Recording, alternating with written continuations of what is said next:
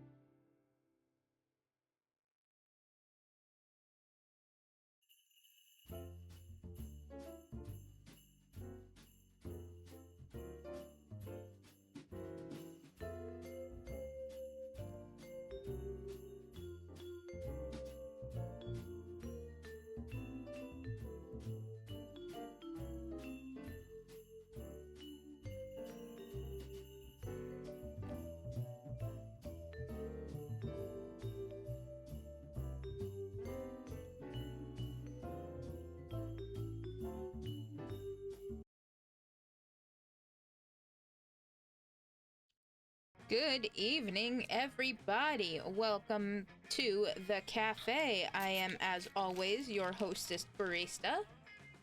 It is not just my title, it is also my name. Welcome back. We are, as always, joined by the immaculate Supernova EX. Hello, hello.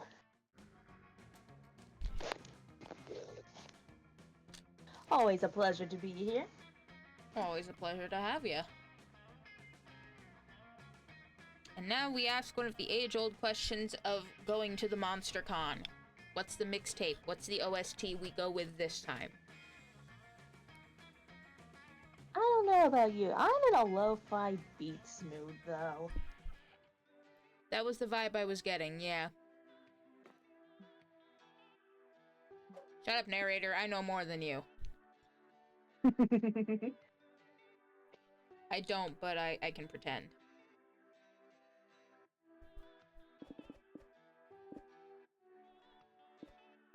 Now the age-old question, who the hell do I want to be?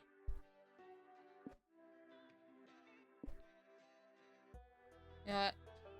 I may look like a freaking dog, but I'll be a cat girl.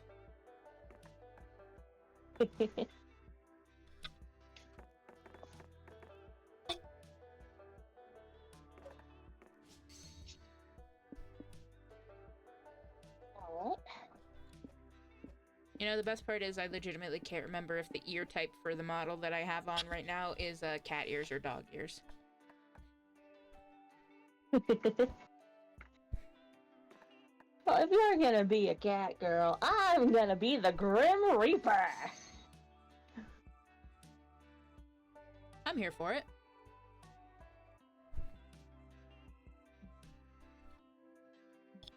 Would we get a date for the after party? No. Skip that. No. Well, not with that attitude. You're right. You're so right. Tell us 3 things you like.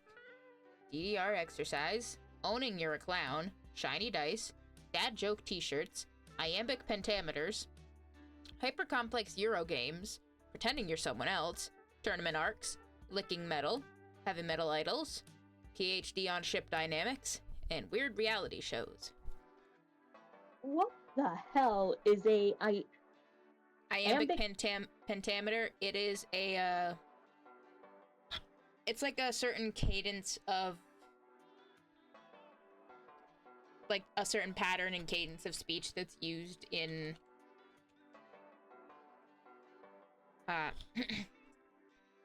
in poetry a lot. Oh.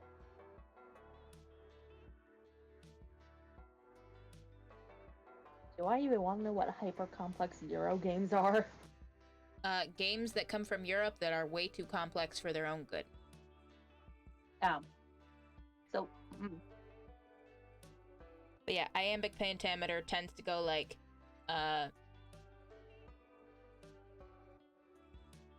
10 syllables per line, and every other syllable is stressed, whereas the first one isn't stressed, and then the next one is.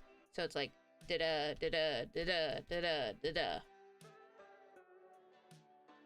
Shows up a lot in, like, Shakespeare and stuff.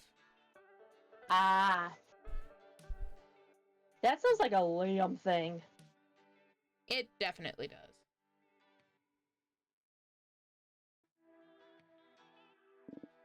Personally, I'm a fan of dad joke t-shirts, heavy metal idols,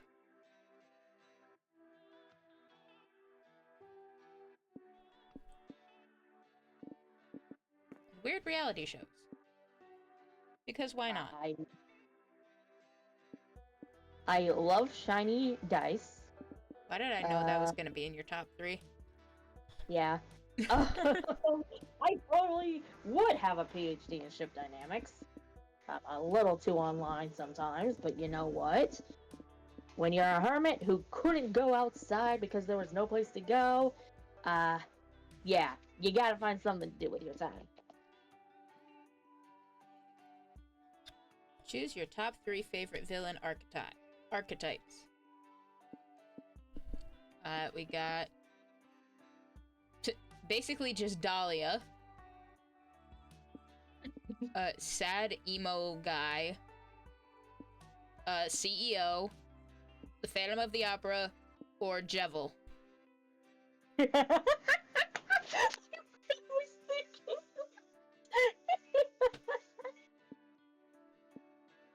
I was thinking that and Shadow Milk Cookie from Cookie Run Kingdom. I feel like I would agree with that if I knew more about it, so I'll just have to take your word for it.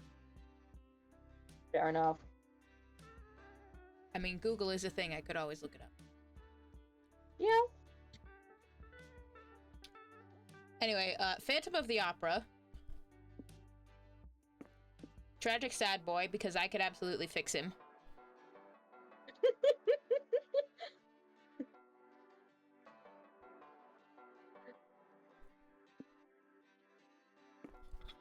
And, totally not Dahlia. I'm going with, Jevil. Clown Guy. Yeah, Devil, Shadow Milk Cookie, yes, type. Not for the, I could fix him, but, or her or them, but I could totally make them worse. I won't go with Listen, that look one. at Milo's portrait right now. That is absolutely the face of I will make everyone worse. Yes. And yeah, Phantom of the Opera guy, pretty cool. Neither of us being a fan of the fucking evil mastermind CEO guy. Yeah, no. Alright. I mean, he's okay. He's alright. But he's not top 3. Competition. The CEO guy is alright, but his competition was better. Yeah, that's, yep. Alright, well, we did romance, sci-fi, and whatever the hell this is. I think that's the magical girl one. Yeah, I was gonna say, Maho Shoujo. Magical girl, Sailor Moon type thing. So we got action, superhero, or LA Noir. yeah, that. I was just gonna say murder mystery. Yeah, potato. Yeah. So which one did you want to do?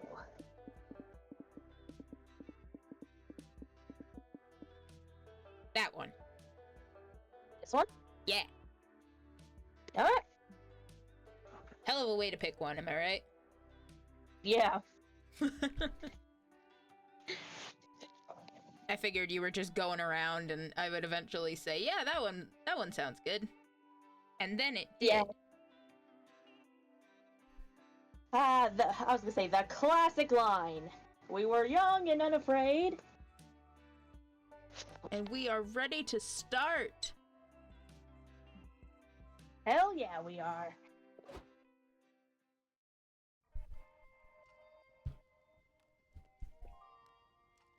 No idea who I'm going for, though.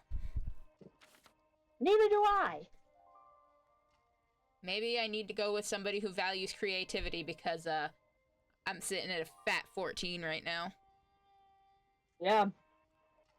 You sure are. As always, not that smart, though. That's alright. Let's go get some smart, though.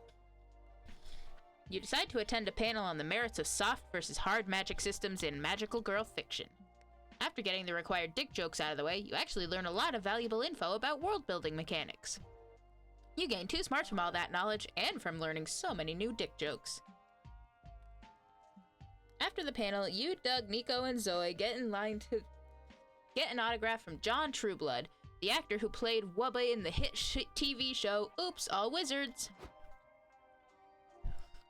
I can't believe I'm going to get an autograph from John frickin' Trueblood. Somebody pinch me. Are you gonna get him to sign his catchphrase?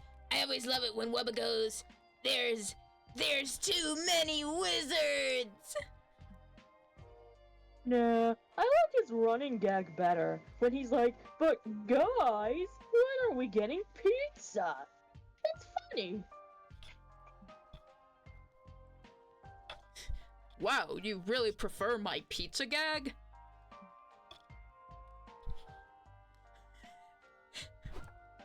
Uh-oh. What the? Oh?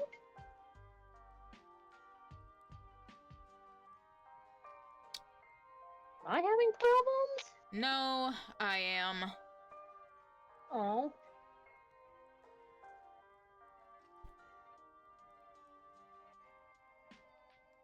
It just completely disconnected.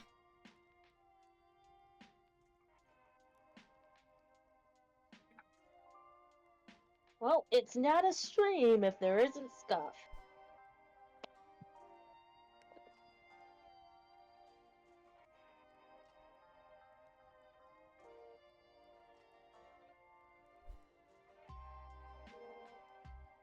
Okay.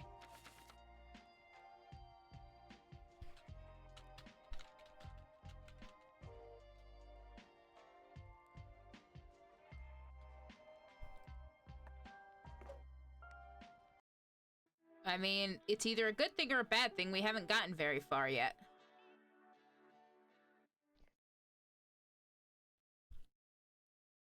We certainly will. We're gonna sit on the BRB screen while we get reconnected real quick. Not that I expect anybody to... Well, it's not like they're gonna... Whatever. I don't know what I'm trying to say. I just live here. I'm just a barista. I'm not a technological wizard.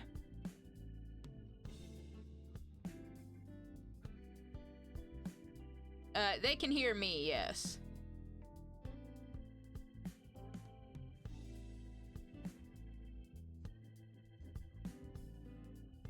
Yes. Yes, it does.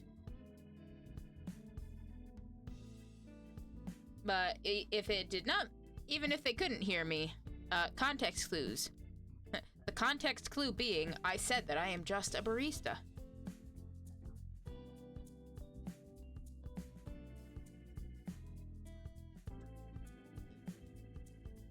Yes, somebody did in fact hear it. It was you!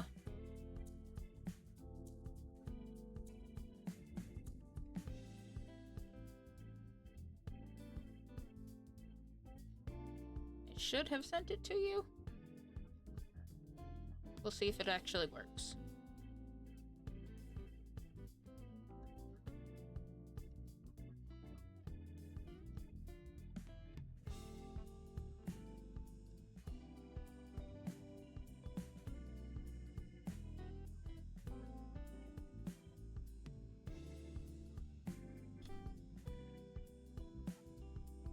Alright, let's try that again. You know what? We just got too excited about John Trueblood. Yeah, far too excited.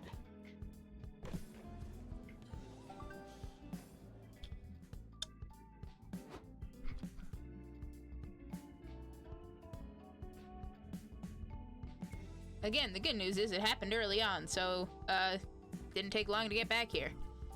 Wow. You really prefer my pizza gag? Who wants coffee? Anybody want coffee? Who wants coffee? Also, thank you, Nova, for that gift sub to the desk agent. I'm sure he greatly appreciates it. And I appreciate it as well. Thank you for your continued support and patronage of the cafe. Of course, gotta support the besties. Well, I appreciate it. Also, why does my... I'm just, like, standing so weird. Oh, I'm also angry for some reason. Can't have shit in this game. Can't have shit in this stream. Can't have shit anywhere. I guess the angry face makes sense. We can't have shit anywhere. No. Barista jump scare. Barista jump scare ×2. Just put me back in the corner. The only person who puts barista in the corner is barista. Only barista puts barista in the corner. Okay. Yes, John Trueblood has been listening the whole time. Yeah, you've actually been holding up the queue for a while, but it's okay. Did you know I actually improvised that line myself? Really? It's one of my favorite lines in the show.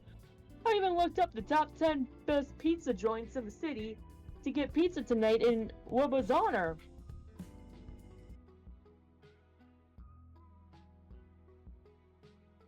Also, it only took me like 2 extra minutes to remember that I had the chill jazz playing on top of the lo-fi, so that must have been a lot. Oh boy. I'm sitting here like, why does it sound way busier than it should in my ears?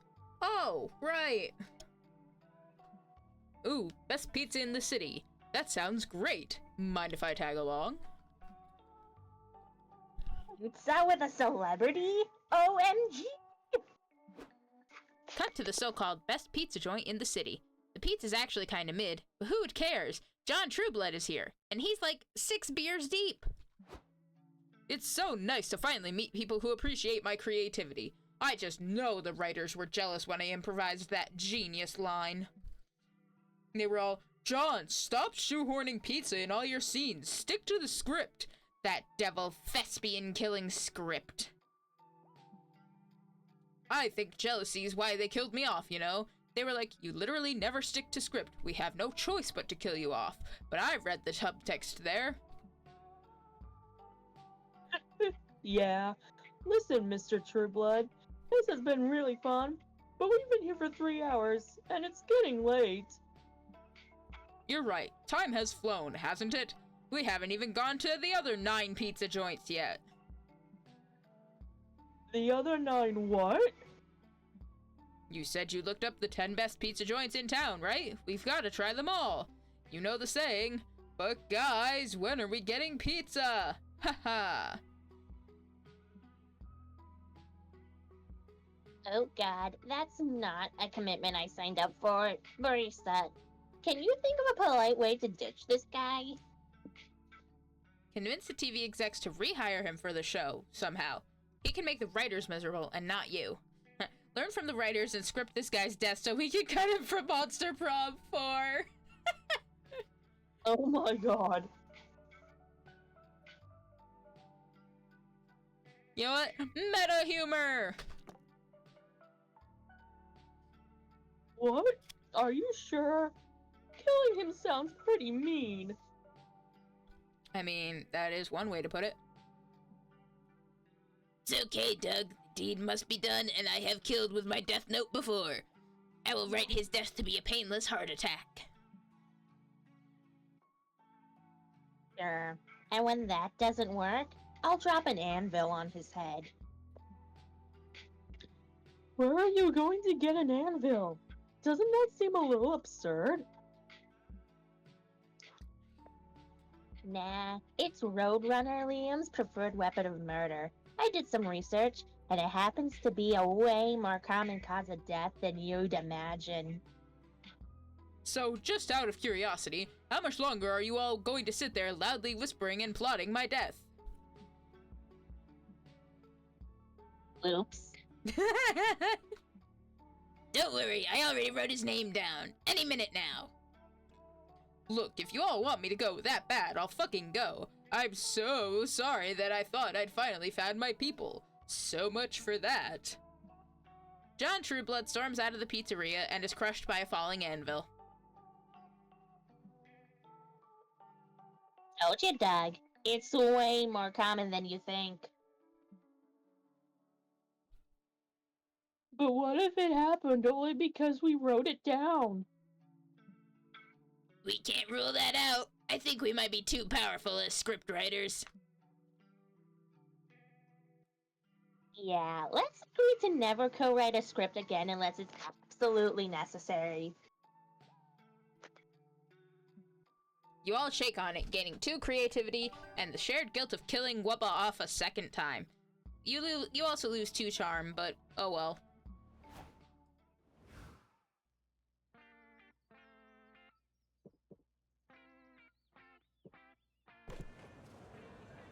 You're at the lobby when some random person mistakes you for a friend of a friend he apparently has met twice in his life. You are too shy to correct him, so you hang out together for a couple hours.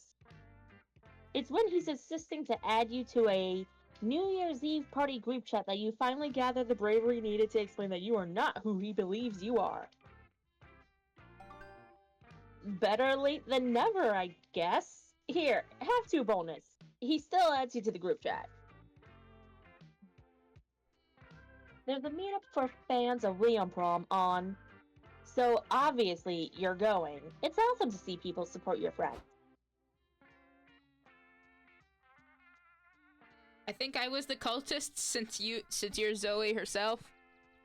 Yeah. Oh fuck! I think it was like a real over-the-top dramatic kind of shit. Yeah. Okay. Makes sense. So, Nova, how long have you been following Zoe for? We were fans of Zoe back when sacrificing goats to her was cool. But it's not cool anymore, eh? Don't go making sacrifices to Zoe if you were thinking of doing so. Yeah, no worries. I haven't done that since. Hold that thought. Look, everyone, it's Zoe! And is that the Doug? Doug! You banned a bot I reported from the Liam Prom Discord one time. It was really cool. Me? Cool? It was nothing. All part of a mod's job.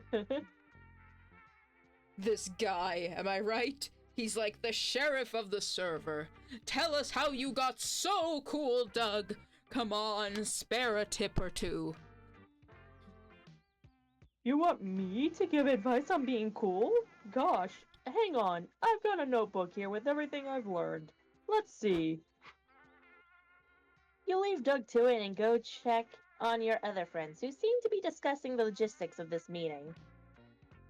So, Liam, what do you have planned to kick this thing up to the next level? What do you mean? You're the star attraction. You gotta do something awesome to give the fans a unique Liam Prom experience they'll cherish forever. Ah, I understand. You want me to perform the one-man German opera I've been working on.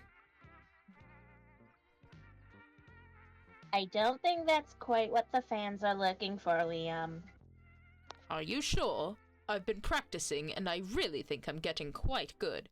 Here, just let me warm up. La la la la. No opera. There's a reason Liam opera was cut from the draft. It's gotta be something a normal person thinks is awesome too. Liam, pretentious dork that he is in no way qualified to judge what that might be. Looks like it's up to you to find a way to make this a fan meet for the ages. Instead of Commemorative tattoos. commemorative tattoos, get scars. Stab everyone in the foot. It'll last forever. Everyone's seen Liam turns into a bat. Some have seen Liam turns into a hot dog stand, but no one seen Liam turns into a bouncy castle. Surprising, memorable, and you can bounce inside of Liam. That is quite the sentence. That's a euphemism. I guess we're about to find out. An hour later, you, your friends, and the other fans are having an awesome time inside the bouncy castle that is Liam. Whoa, who'd have thought bouncing around inside a Liam could be so much fun? To be totally surrounded by the Liam the Lion Court, it's the ultimate Liam experience. The only thing better than being inside Liam is being inside Liam together. Hey, should we get a group picture so we always remember the awesome time we had inside Liam together? Yeah.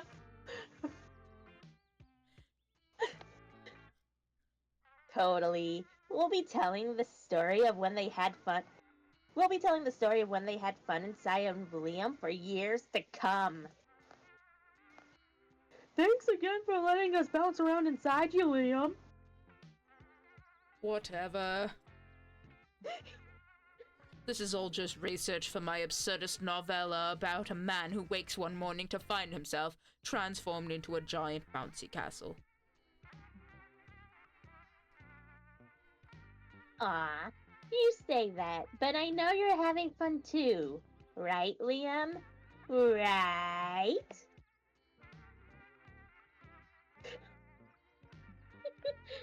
Fine, I'll admit this is the second most fun time I've had.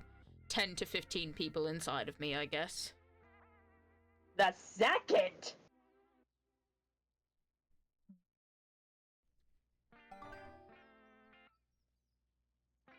What was the first? Actually, do we even want to know? I I don't think mean, we want. he is a vampire who's over 400 years old, with a very much, probably long and varied dating history. So I assume it's an orgy.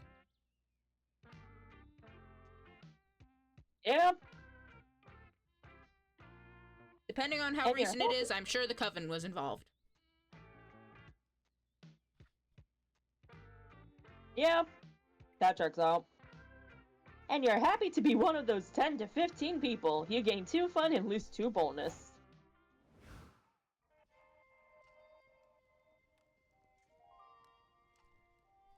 That was something else.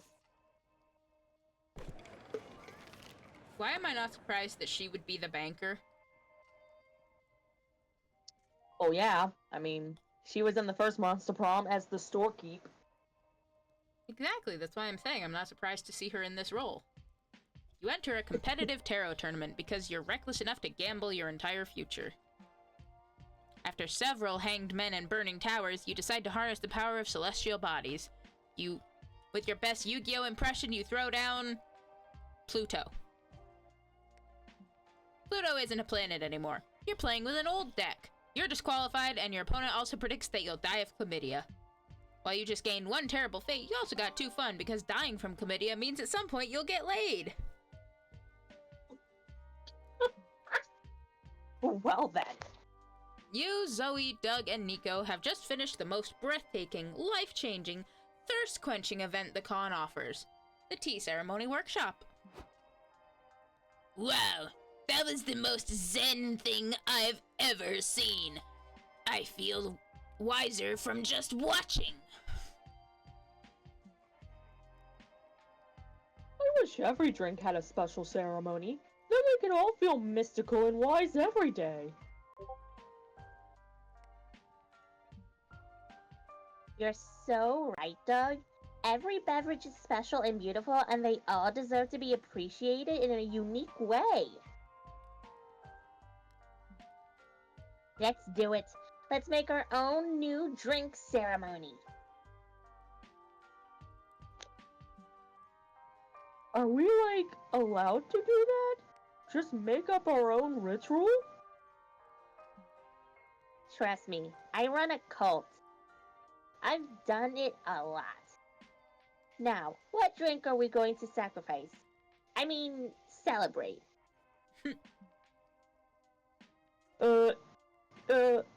Water? Sorry, I panicked. There are no bad ideas, Doug. Just ones we're not going to do. Nico, what you got? Absinthe. No, wait. Chocolate milk. No, wait. What about lava? Lava is perfect. We could travel to different volcanoes and see if they're different flavors. That would be so cool. Maybe one volcano is sweet and one is spicy? I want to find the lava that tastes like melted cheese. I just looked up flights, and we could be in Pompeii in 8 hours' time. Should I book it? Definitely! This lava drinking ceremony is gonna blow the tea ceremony out of the water. Are you the only person here who remembers that lava hurts? You better come up with an even cooler drink ceremony idea before your friends burn themselves to a crisp. The 5th coffee of the day ceremony. A way of properly paying tribute to the passage from drinking too much coffee to actually having a problem.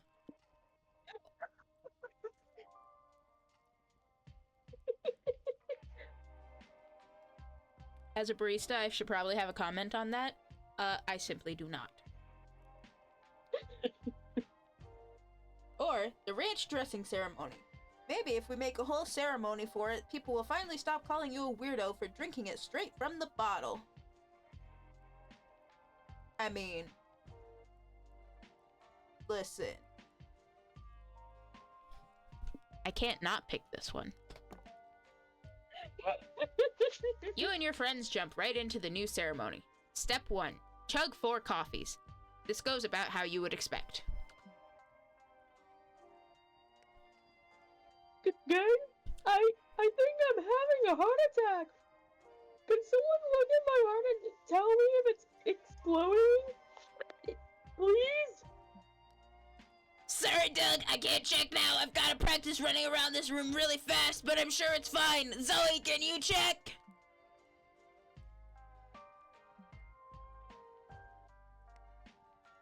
I could already see through time. Now I'm looking into extra time. What a bunch of amateurs. That's good. I think that's a good sign. I think that means the ceremony is working. 5th cup, here we come.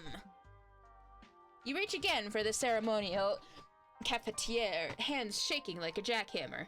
Every mug you touch shatters under the force of your grip, and your palms bleed from the shards.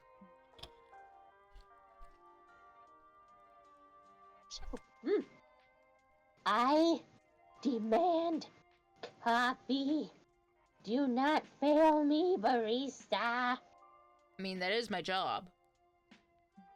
You close your eyes, steel yourself, and take another mug. It rattles in your grip, but stays intact. You pour 1, 2, 3, 4 cups. Yes. Now, complete the ritual. Okay, everybody, all got your mugs. Let's drink on the count of 3. 1, 2. Please don't make me drink it. It's too dangerous.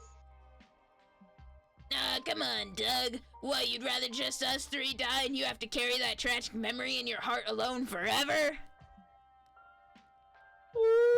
No. Exactly. Today we either die together or ascend to 5 coffee per day gods. Now 3, 2, 1, drink! All of time flashes before your eyes. You can see everything so clearly now.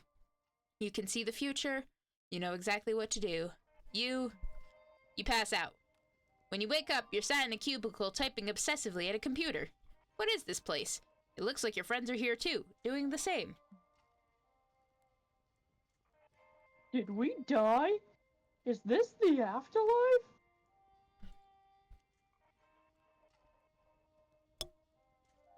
I just asked, and apparently this is our company? I think we all founded it while you were in our coffee blackout. As you do. You all leave, satisfied with a good day's work. Man, coffee really makes office life bearable, huh? You gain 2 boldness and lose 2 creativity. Man. What? What the heck? Hashtag just 5 coffees a day things.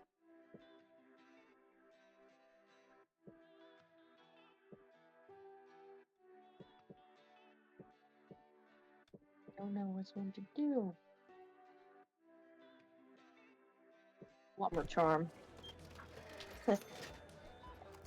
Ooh, ooh. Sorry. I don't know why I keep sneezing. Bless you. Thank you. Walking around the merch hall, you notice a stand full of retro toys. Hey, some of these you remember from your childhood. Actually, you remember all of them. Did this guy raid your parents' house? You buy all of them just in case. Life was full of charm back then, before reality made you a cynic. You may be too old for these toys today, but you can still siphon charm from the memories. You, Zoe, and Omen are debating the merits of the thigh sheath versus the boob sheath in RPG waifu clothing when you hear Doug loudly gasp. Holy moly, that's a misprint 1989 Han Solo action figure from when they accidentally put a third ear on his neck. It's hideous. It sure is hideous and rare.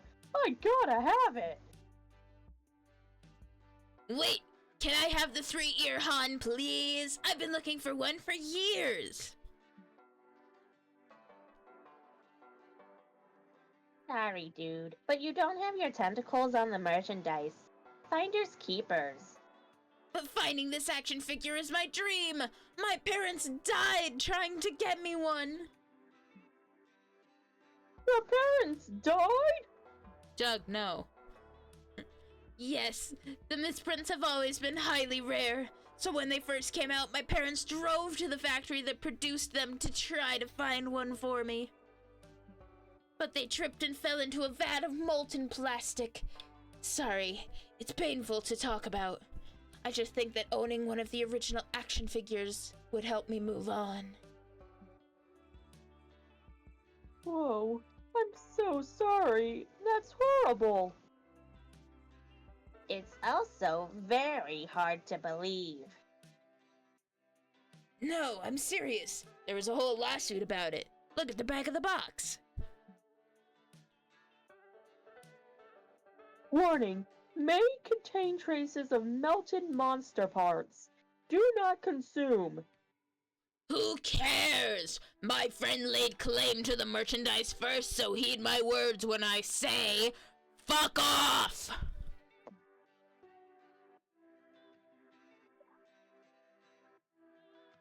Just let him take it. I'd feel bad and a little grossed out if I bought it at this point.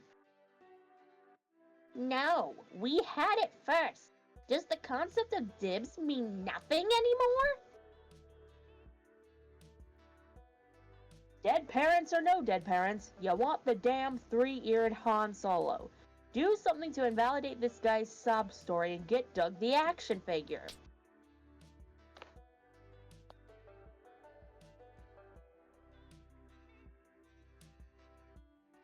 Offered?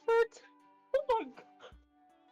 So, we can either offer to murder Doug's parents to level the playing field, or we can go Full Metal Alchemist and bring this guy's parents back by defining the laws of equivalent exchange and performing person transmutation, the most forbidden type of alchemy.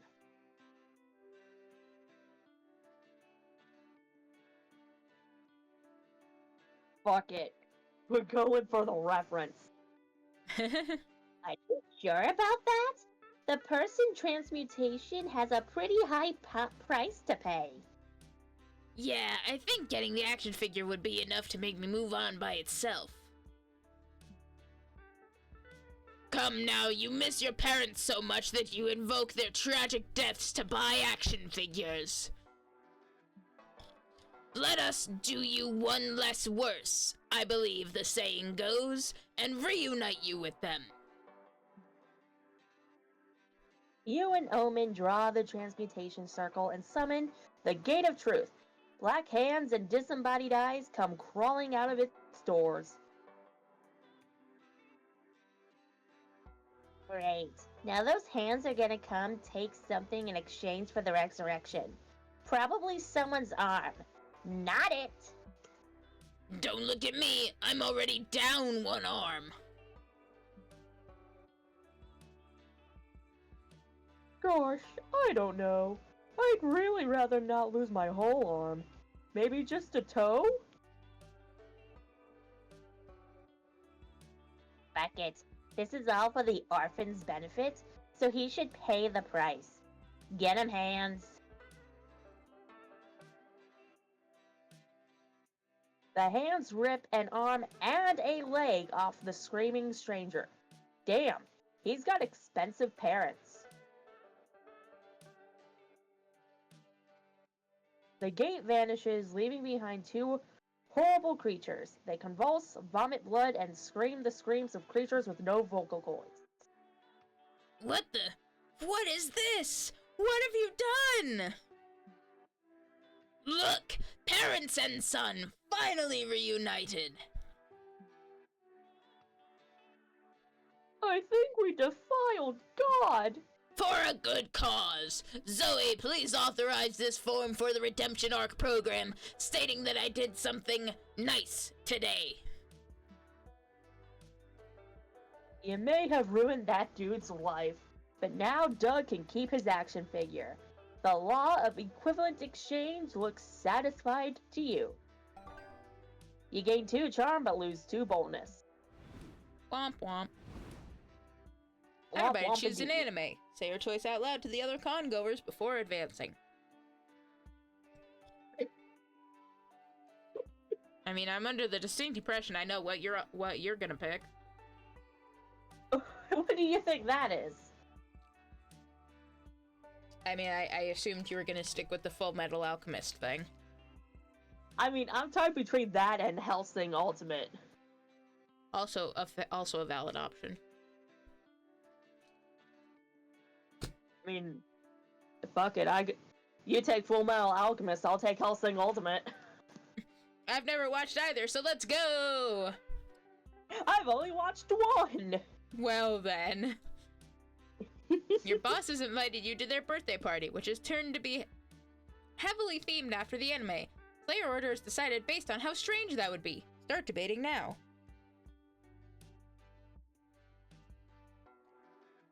Is this the part where I interject with the fact that at one of my jobs, literally all of the people who could be considered my boss are over the age of 60?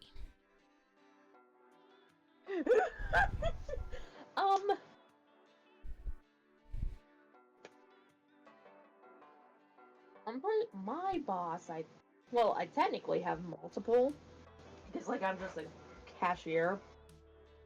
But if we're going with the store manager, I think it would be more strange if he had a party themed after Full Metal Alchemist versus Hellsing Ultimate.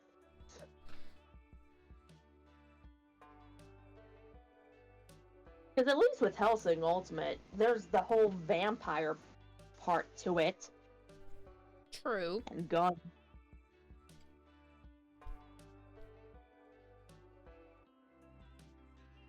I've already forgotten which one of us had which one, so it's up to you. Random. Cool. I am okay with this outcome. Time to get some fresh air.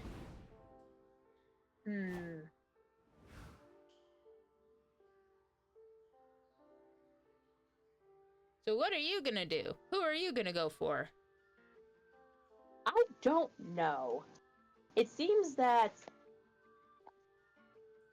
both you and I are quote-unquote soft-locked with both Zoe and Nico. I mean, Zoe and Doug. And I think you have Nico and I have Omen. Maybe. I don't know. All I know is that April has not shown up at all yet. So... This is true. But then we also have either the don't go with anyone at all and possibly become a furry, or the pick Invite somebody else in. Yeah. You know what?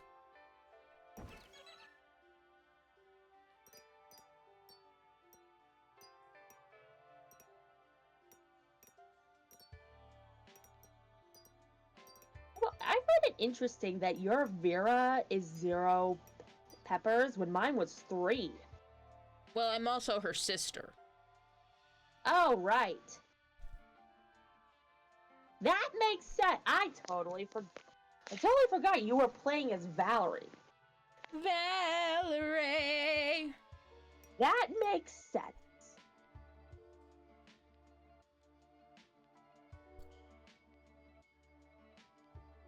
Yeah, I had, like, thought about... I was torn between going for someone like Doug or, like, going for one of these options.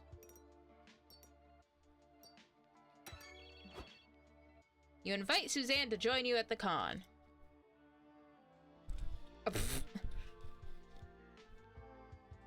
Awesome! I'll bring my bike in case someone wants to illegally race me! Nobody here rides a motorbike. Really? Then I'm gonna beat him for sure!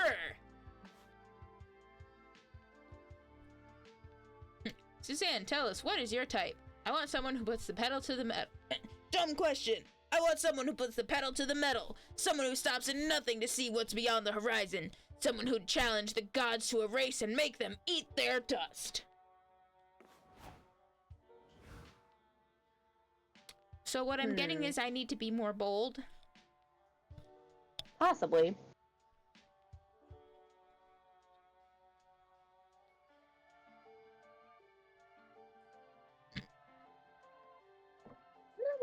I'm just... Go to the museum. You feel like spending time with yourself, so you decide to go to the local museum by yourself. You're loving the con, but between all the crowds and activities and near-death experiences, this vacation is starting to feel more like work than real life.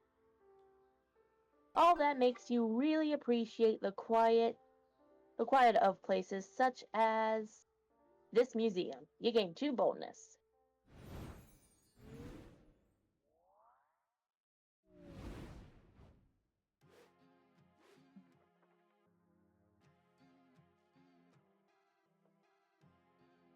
Before getting into the drawing part of your comic project, you call a couple of your friends.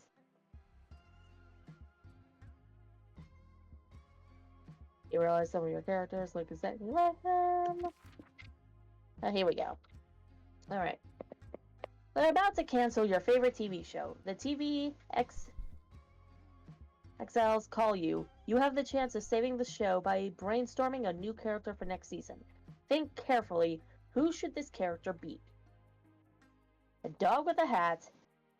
Gary Gunhands. Do what all great artists do. A clear self-insertion of yourself. Super Einstein. I suppose the answer to this depends on what one considers to be your favorite show.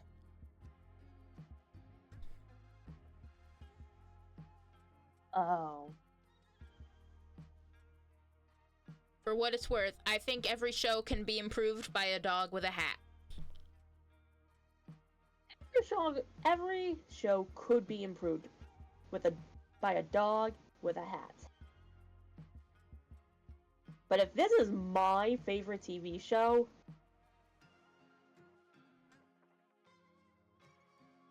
I am going to shamelessly self-insert myself. Your old friend group has grown apart. It's been 10 years since you last hung out, and now you have to think of a plan that will bring you all back together. The not-so-well-known Tango for 4 competition. Committing a crime that ties your fates together forever. Too good to ignore 4-for-1 promotion at the local car wash, or a night at the local swingers club. No. No thank you. I do not want to think of any of my friends in that capacity. I suck at dancing. I doubt a 4-for-1 promotion at the car wash would be good enough to bring people to a certain location. So, how do we feel about crime?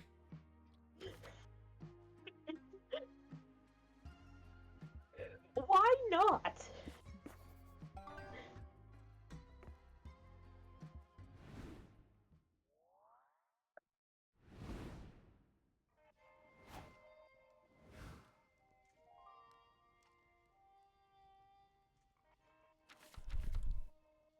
Well, I called in Susanna, and she seems bold as fuck, so I feel like I really need to keep working on that. Yeah. You're roaming around the lobby when a tiny little dude pulls your shirt and whispers, "Hey, you need water. It's important to stay hydrated." He offers you a bottle. You get so nervous about this social interaction that you temporarily forget how to properly use a bottle. Oh, and the stretch. Hydrate or dehydrate. And it is the hour mark when we usually do the hydrate anyway, so...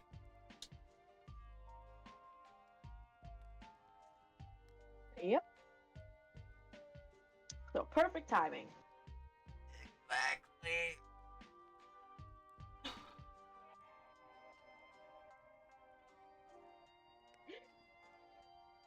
Of all the things that popped when I did that, I did not expect them to be my shoulders. Ooh. Sounds painful. No, I'm good. But good.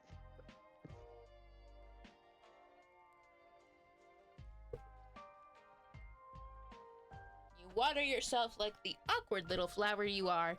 You thank the stranger, who's left confused. Well, maybe it's not so bad. What if the water was laced? Good thing you didn't manage to drink it like a normal person. You gained 2 boldness for navigating a potentially dangerous situation. I was gonna say, speaking of treating yourself like a freaking plant, I went outside and I photosynthesized like a grass type. Hell yeah. Get that vitamin D. It wasn't for very long because then I got bit by the cleaning bug. And by bit, I mean I feel like it injected venom straight into my veins and I spent like 5 hours cleaning. 5-hour cleaning bug energy. Yep.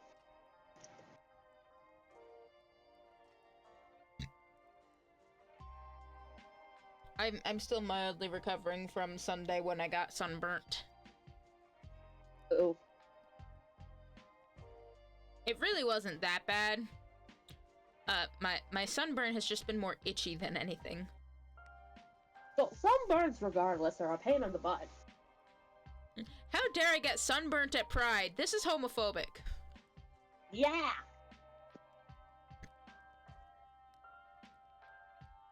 Afterward, you finally meet up with Suzanne. She bursts through the doors with wind-blown hair and a cloying motor oil smell. What up, chuckle fucks? I feel like I made a great decision here. Hey, Suzanne, thanks for coming. What do you want to do now that you're here? No idea. Never been to one of these con things before. Are there any monster truck shows or drag races happening? I'm ready to fire on all cylinders, if you know what I mean. Well...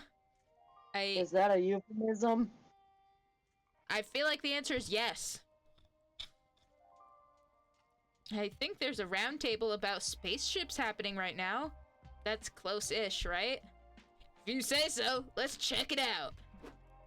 You lead this dumb, gorgeous biker to the community zone, where a famed sci-fi author is leading a roundtable on spaceships in sci-fi media.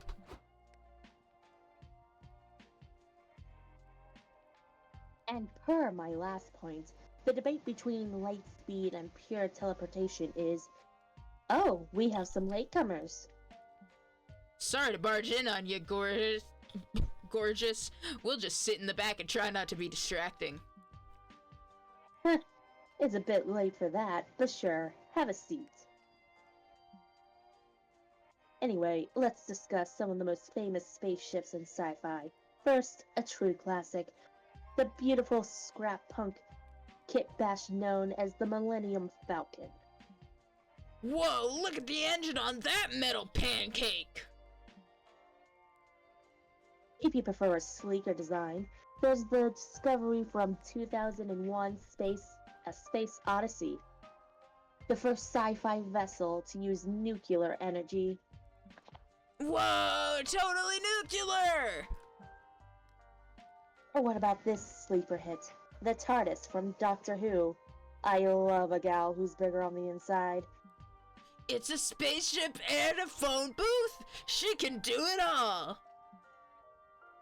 I bring these up because I'd like to do a little exercise. Imagine you're designing a ship for a space opera of your own. What would you add to it to make it stand out? I've got it. Let's add 2 engines to our spaceship. Twice the need for speed. Suzanne's heart's in the right place, but you can do better than that. Impress her with a spaceship modification of your own. A vent system so comprehensive that it would allow for an alien to sneak in and murder the crew one by one. Ventilation is important. Or, an opera stage. Space operas have been a misnomer. Until today. Among Us.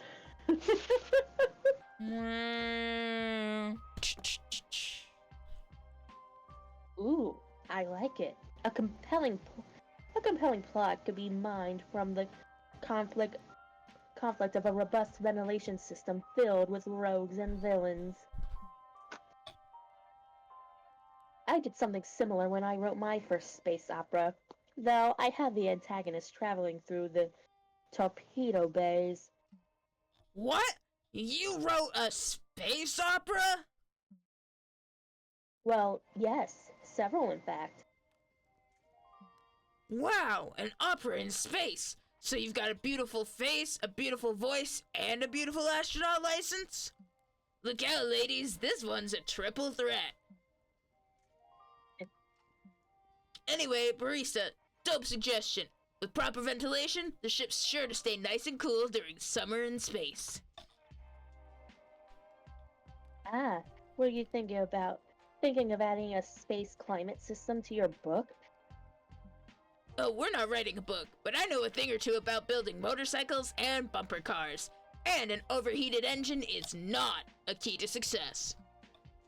Neither is having a bloodthirsty alien scurrying through your vents. Definitely not. But it would certainly be suspenseful to have an alien murder among us.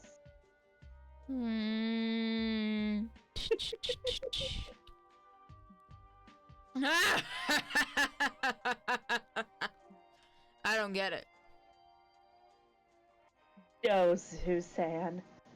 Everyone's impressed, and Suzanne thinks you're smart. That's not saying much, but it's still a win. You gain 2 boldness for your evil alien-friendly vent system, but lose 2 creativity.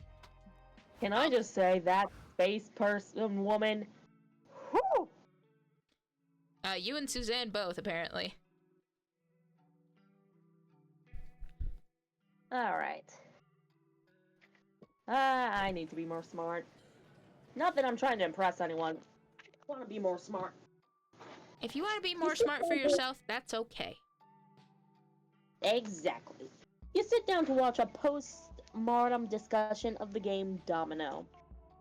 You learn that the first iteration had no pieces at all, which made playing quite difficult. The seventh iteration added the crucial... Shoot, what did that say? The crucial rule for you to not eat the pieces.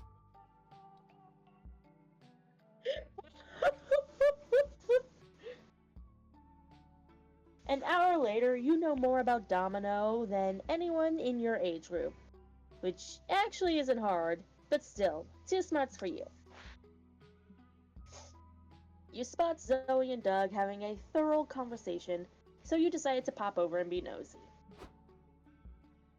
Yeah, I wish I could be more popular, but it's hard to know how to even start talking to new people. God damn, Doug. You're so fucking relatable. Real and true. It's easy. I usually just see whoever looks like they might have a weird choice that needs making and insert myself into the situation. We know. But what if I get it wrong? Social situations can be so hard to understand.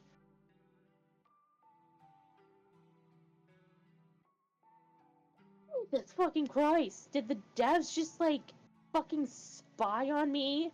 And then change my gender and made me into a slime guy? Maybe. Holy fuck! I get you. I actually used to have trouble figuring out that stuff when I was first adjusting to mortal life. Not to brag, but I'm actually pretty good at it now, though. Maybe I can give you some tips. Yes, please. Okay, so one thing I realized puts people at ease is smiling a lot. You know why? Because it shows you're friendly?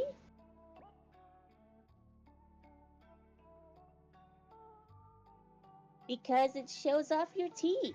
Mortals find the presence of teeth reassuring, so I grew an extra set so I can deploy when meeting new people. Zoe? I don't I think Doug had it right. But Probably, but go on, I guess. are you about to question an eldritch being? As an eldritch being myself, yes. Understandable. Have a good night. Wow, that's smart. But I can't grow extra teeth, I don't think. Not with that attitude. Maybe I could wear some sort of friendly tooth necklace instead? No, Doug's sweet. Unless you're gonna make it like a shark tooth necklace, Doug, do not. That's perfect. Also, if you want to get closer to someone,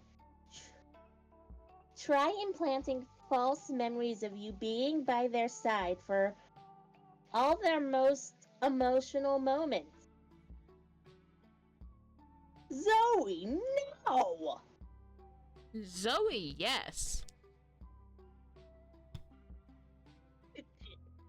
Barista, do not encourage her!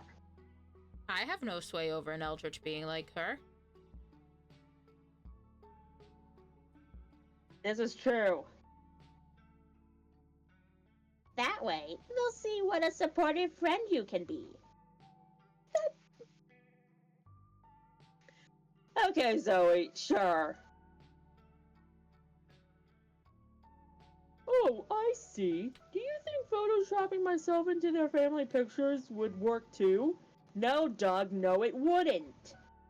Not with that attitude, it won't. Even with the right attitude, it won't. Not unless the person has short-term and long-term memory loss or amnesia. Absolutely. You'll be as socially awesome as me in no time.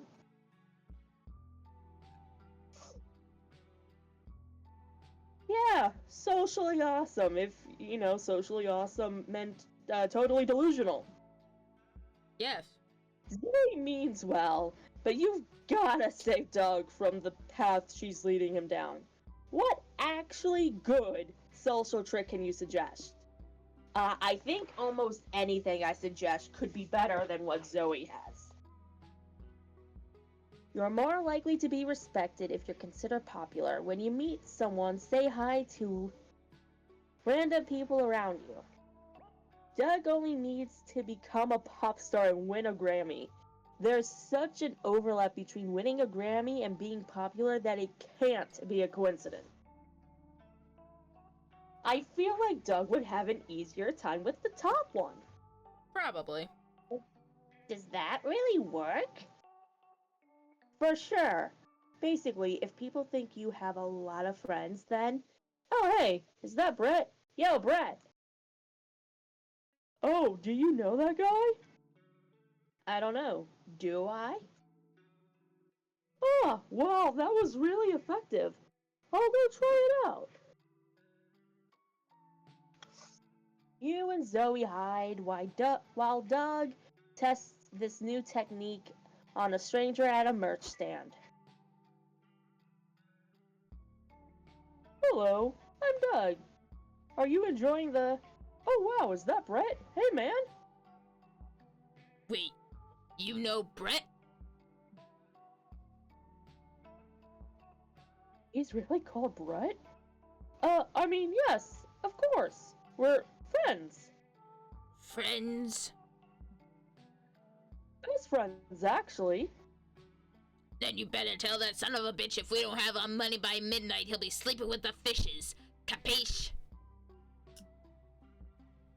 Yep, I, gotta go. Doug rushes back to you and Zoe. Oh my gosh, did you hear that? I did great! You sure did. You looked so cool and confident shouting at that random guy. Like a con celeb. You still can't believe that guy was really called Brett. What are the odds? You lose two creativity and gain 2 charm.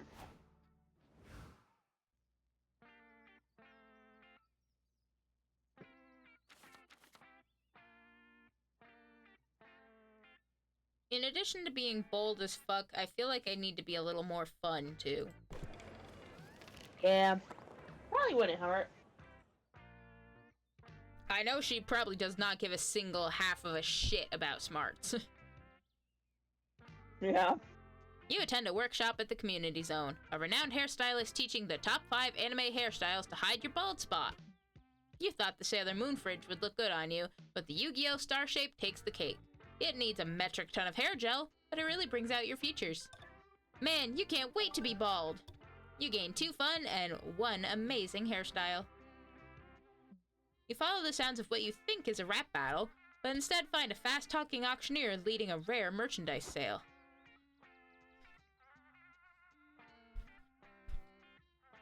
I hear 200 for the first edition She-Hulk #1 comic, going once, going twice. 250! Sold to the slime with the pocket full of pennies. Doug, you doofus, you overpaid! The comic's cover clearly states it is worth a mere 40 cents! I know, it's weird, but my first year of mortality has taught me that overpaying for stuff is a staple in con culture. Yeah. Can confirm. I can't, but I can definitely imagine it. Listen, if you go to any social event or gathering where there are people setting up stalls and stands and stuff, you are bound to overpay for something. Like, whether or not you overpay for the things you buy, or whether you just overpay in general because you're like, wow, that's a great deal. Wow, that's a great deal. Why is there $250 missing out of my account?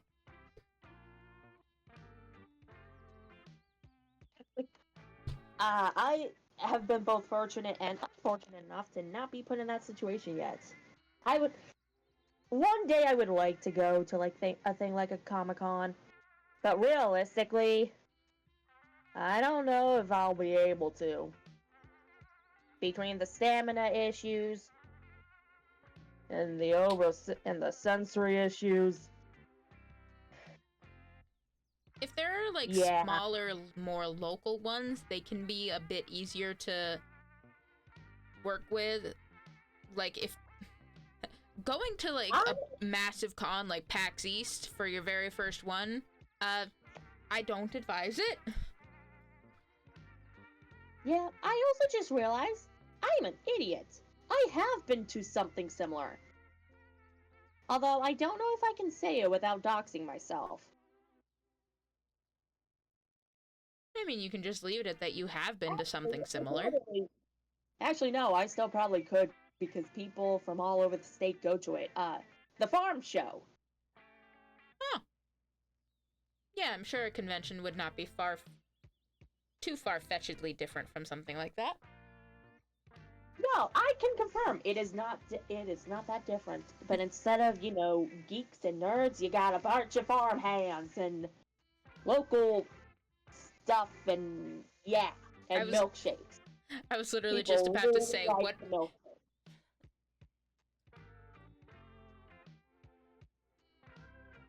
Sorry. No, you're good. I was interrupting you. I was about to say basically what you said. What's the difference between a convention and a farm show other than the target audience? Exactly. and presumably venue type. I was gonna say the venue that had the farm show, I could totally also see it being used for a Comic-Con. Okay, I wasn't sure if it was, like, also an outdoor, like, fair type thing. No, it's mainly indoors. Good to know. I know what I'm looking up after we're done with MonsterCon, and that's to see if that building has even been used for a Comic-Con before. I'll be damned if it hasn't. Then let's keep going so you can look into that. Right? Die-hard collectors would kill for a comic book like this. Really? People kill for this shit? These must be powerful artifacts indeed. The next item up for bid is a 2013 Kill la Kill figurine, complete with mint condition removable panties. Ooh, booba! I offer you $1 million for the over-sexualized plastic woman. God damn, Open! Whoa! Sold to the big spender in row H. No refunds. Mwahaha! Cower in fear. I, the undefeatable Omen, have lain claim to the indomitable boobs. Do you even have $1 million? Tell me, what power does this rare, glorious totem possess? None. Besides the power to make die-hard collectors cream their jeans, I guess. Doug, no! Doug, yes. I'm wearing shorts, actually. I mean, what? God! That's it? Then what the fuck did I buy it for? Do you know how many doomsday devices I could have bought with that money? Oof. Unless you want to listen to Omen bitch about this for the rest of the day, you should convince them that this anime figurine was a good investment. It's a powerful morale booster. If you stare at it with intent, you'll feel strong motivation filling your body. Isn't it the ultimate weapon? The high boob mass increases its bluntness, while the nipples masterfully sculpted under the lingerie can easily poke an eye out. Well then. Interesting. I'll need to verify that claim. Omen turns to the nearest bystander and beats the snot out of them with the figurine. Omen, stop it! It's for science, Zoe! I've got them! Doug scoops up Omen like a misbehaving purse dog and carries them away from their victim. I must say, it is not a bad weapon at all. People seem to be too distracted by its breasts to properly dodge my attacks. But Omen, beating people to a pulp is not redeemed villain behavior. Yeah, hot waifu should be used for good, not evil. Otherwise, where would we be as a horny society? Still horny. Just evil. While you're discussing this, you notice some random guy is staring at Omen. So, are you not hitting people with that figurine anymore? No, it's evil apparently, just like all my other favorite pastimes. But I'd be okay with it. I'll give you $5 if you beat me up. Is this a sex thing? Yes. Good to know. Later, Omen spends their $5 on a milkshake.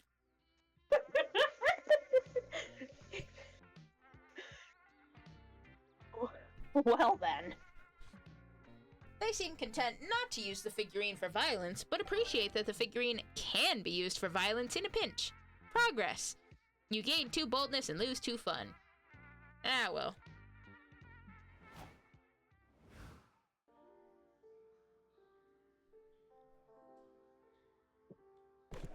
Give me all the charm. You're walking around the merch hall, sipping a cup of coffee. Well, good thing you weren't a part of our 5th cup of coffee cult. Who's to say I wasn't?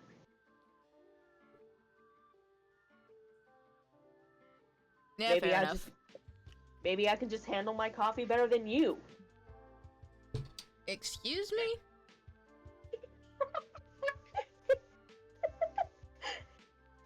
Actually, that's not true. I was gonna say I can't drink that much coffee because the amount of cream and sugar I have to put into it does not agree with my body.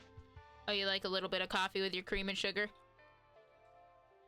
Yeah, just a little bit. But nah, yeah, I was gonna say, I drink the form of energy drinks instead. Same, though. Suddenly, a deluxe box set edition of One Kick Boy makes you spit out your coffee. Your spit take lands on the box set because you have great aim, but very bad luck. The vendor gives you the box set at a discount because, after all, it's not in mint condition anymore. Your brand new box set and your excellent spitting skills give you 2 charm. Yeah, knowing my luck, if I did a spectate, it would not land where I would want it. Same, though. You know what? You're walking around the merch hall with your friends when you realize Doug's lagging behind the rest of the group. Doug, no! You look back and see him staring fondly at a Dakimakura. of Juko Onishima from the Danken. Let's call it what it is. It's Danganronpa. Danganmonster. Ooh, are you thinking about buying a waifu pillow? Nice. I'm more of a... Chiaki. And of Chiaki course she stands for fucking what? would be. But Junko's cool too. I know very little about the Danganronpa series. Basically, similar to how, like, some game franchises you've kind of just been off-put by over the years.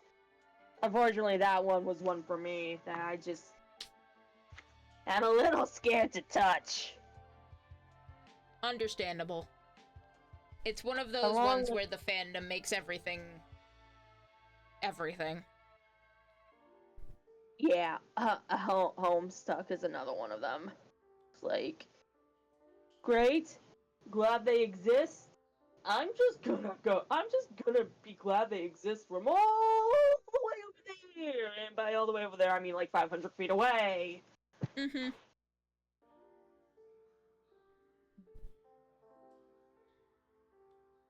I don't know. I really like it, but I guess I'm worried about what people will say. Fuck people, dog. And not in the hot, sexy way. Who gives a shit?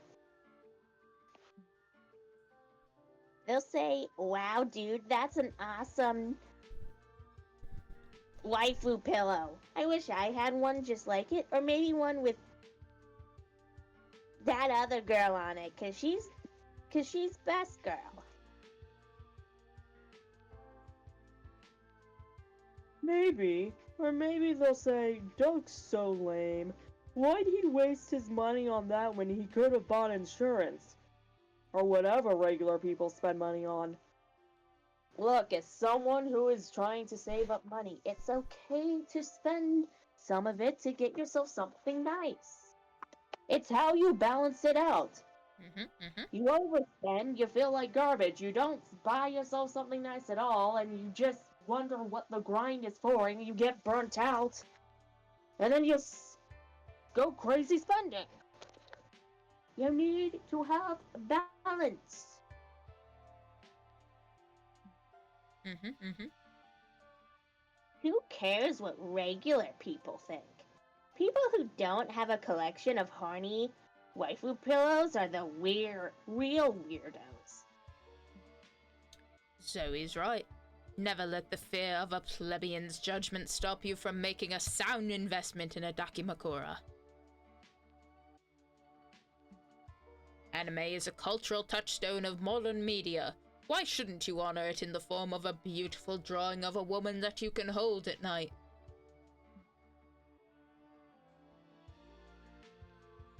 Yeah, don't worry, Doug. The coolest thing you can be is yourself.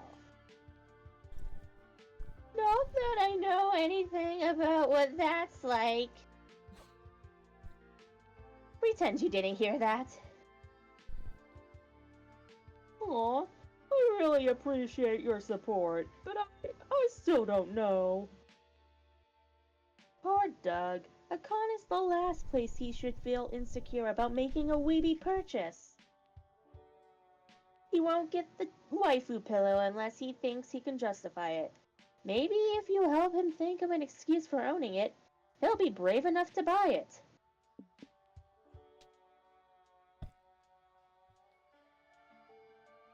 Tell people, though I'm just calling it a waifu pillow now. Like, I do not have the brain cells to try to remember how to pronounce that.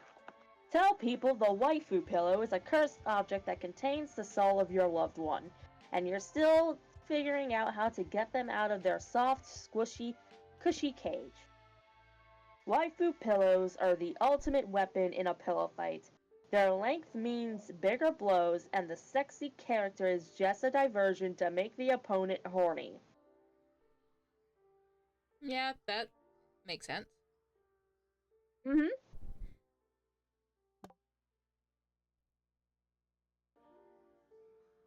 Honestly, not a bad idea. It just makes a logical sort of sense. OMG, y'all, we have to have a waifu pillow fight at my place sometimes. Okay, I'm in. I'm gonna buy the waifu pillow. Come to me, Junko!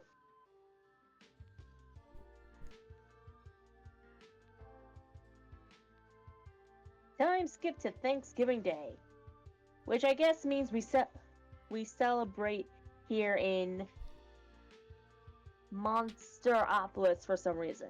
Doug's aunt arrives and immediately starts fussing over her nephew. Doug, your dad told me you got in a fight. What happened? Were you hurt? Don't worry, Aunt Deb. I'm okay. No one else could even touch me. Well, it's still not good for you to be getting into fights. What kind of example are you setting for your son, Dave?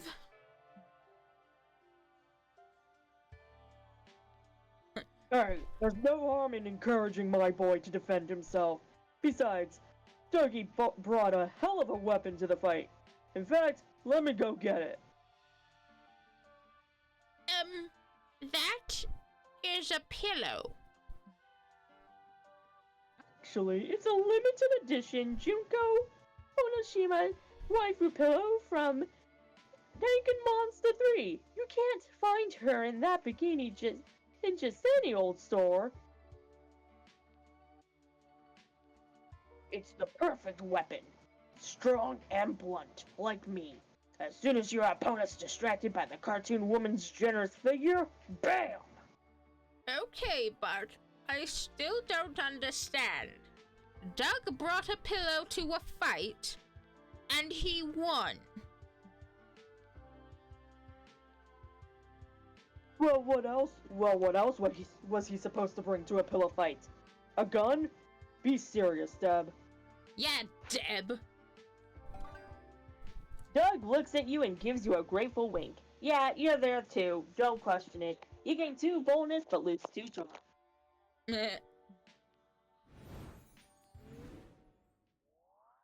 I don't question anything at this point. Mm-hmm.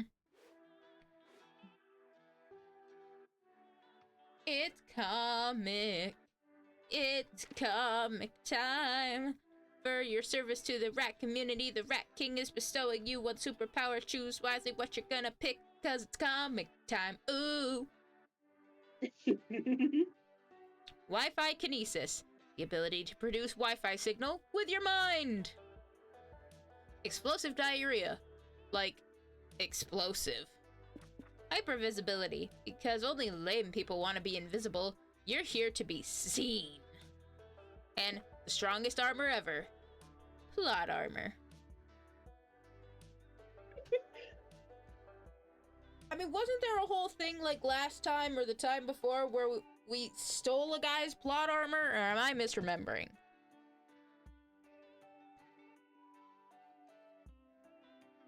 No, that sounds like something we would do in a game like this. No, it was Wonderlands. They stole one of the skeleton pirates' plot armor and turned him into a ghost.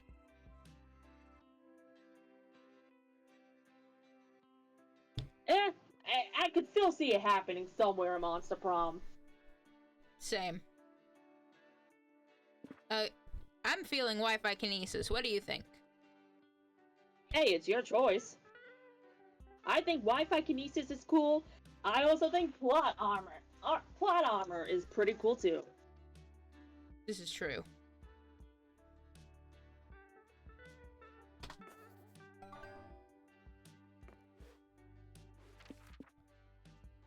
You're at a very important job interview and you get the classic question, what is your one defining weakness?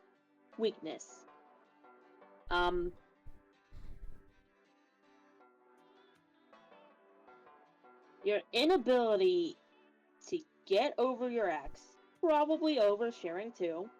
Fart jokes make you laugh so hard that you become essentially inoperative. You cannot see if your eyes are covered. This shows you're a no-nonsense person.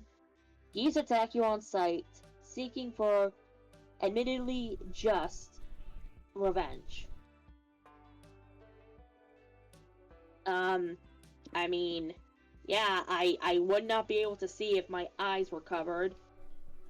I also wouldn't be able to see if something happened to my glasses. So, If I'm being honest, mine would definitely be the fart joke thing.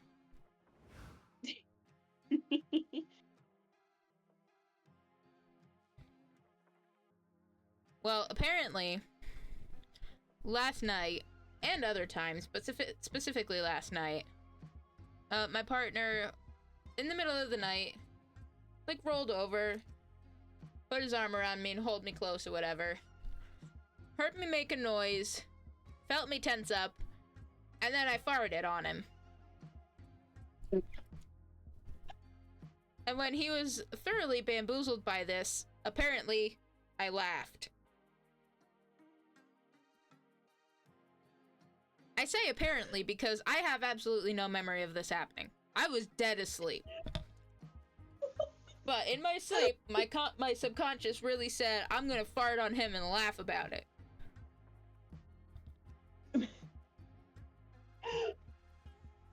He says this is at least the 5th time in the past couple of months this has happened.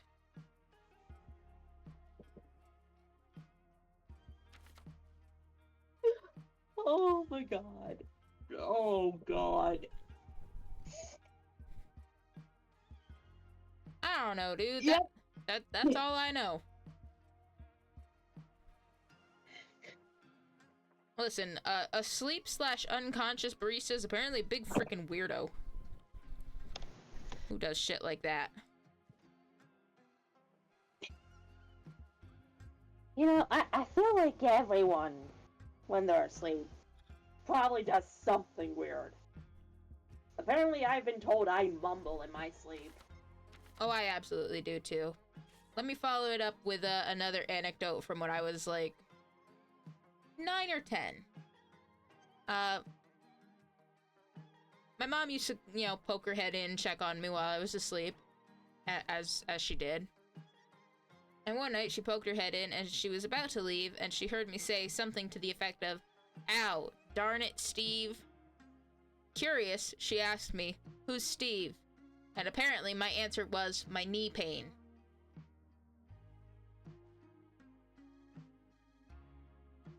So, I do not think it was specified which knee, so apparently when my knees hurt, it's Steve's fucking fault.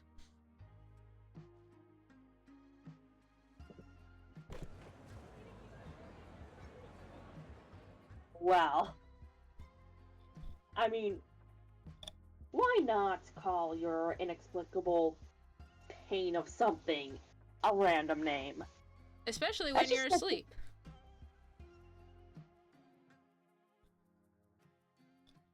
Sorry, didn't mean to interrupt you. Oh no, you're good. I was just thinking, like, maybe I should just, like, give my left ankle pain and my right ankle pain names. And just... one of them is gonna be called Dave. It's probably gonna be the left one, because then I can go, God fucking damn it, Dave. God fucking damn it, Dave. My suggestion is that the other one should be a similar sort of, like, single syllable hard name like that. Except instead of Dave, it's like Doug or something. I don't know, that's just my thought. I thought of one that's also a meme, but I have a brother who has that name as well, so I should not use that one. Yeah, no, that's fair. You're roaming around the lobby and you find someone with your exact same cosplay. Unacceptable! You decide to solve this conflict the traditional way. A knife fight to the death. The other cosplayer doesn't carry a knife, so he gets automatically disqualified. You win the right to cosplay. You gain 2 boldness for always carrying a knife for no reason at all. And because I'm kind of scared of you. I'm trying to figure out who your character is cosplaying as. I cannot figure it out. Neither can I. For some reason, my brain just automatically associated the bow and arrow with being Katniss from the Hunger Games. But the more I look at it, the more confused I get, because, like, that coat that makes me think of Sans Undertale Deltarune. I'm also getting Lara Croft vibes, and I don't know why. No, yeah, I see that too. Maybe fuck it, it's all 3. It's a Katniss Everdeen, Lara Croft, Sans Undertale Deltarune crossover. Maybe she's just cosplaying her own OC. Maybe. We don't know. MonsterCon devs, please tell us who they're all cosplaying as. We can guess some of them, but not all. You're checking the con schedule with Doug, April, and Zoe when you notice a buff bug giving out free hugs. Wow, he is very buff. Very buff. Can I take him to the after party?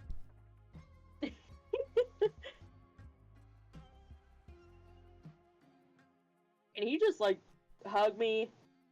Maybe even just crush me? So I can, Same. like, just... Same, though.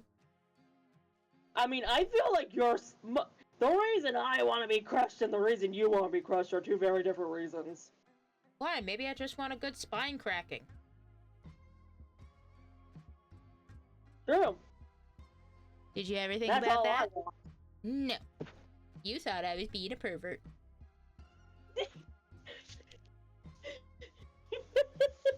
I don't know with you. Exactly. Gotta keep you guessing. This is true.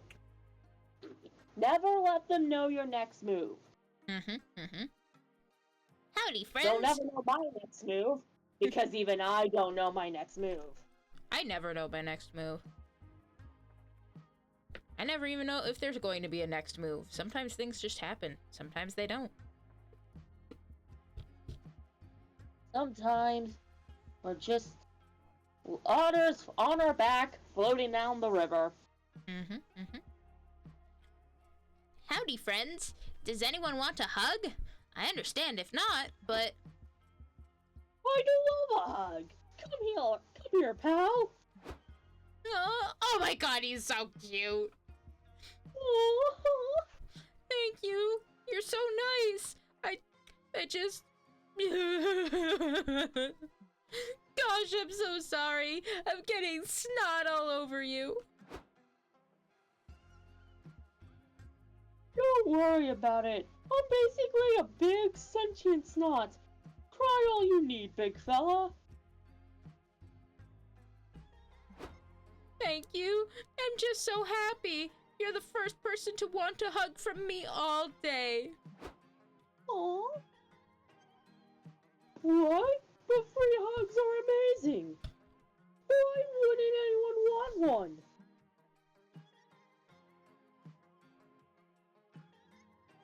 Well, unfortunately, there's a ring of nefarious hug dealers out there who are just trying to get people addicted to the hugs. What the...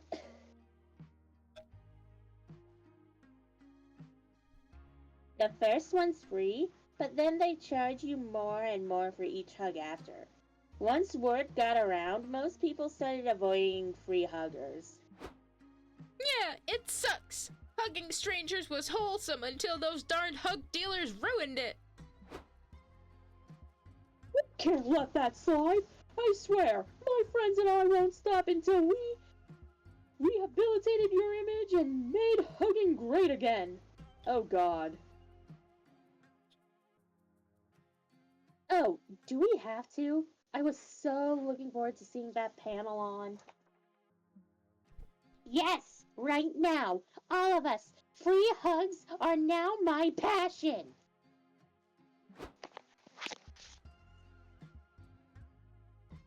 You're all so nice. But how can we make the world see that free hugs are safe in moderation? Give hugs a new image by rebranding them as the body lasso or the gentle suplex. Offer a pamphlet with every hug explaining the dangers of hug addiction and the warning signs to watch out for. Gentle suplex! Gentle suplex! Body lasso sounds fun. You can even say yeehaw with each hug.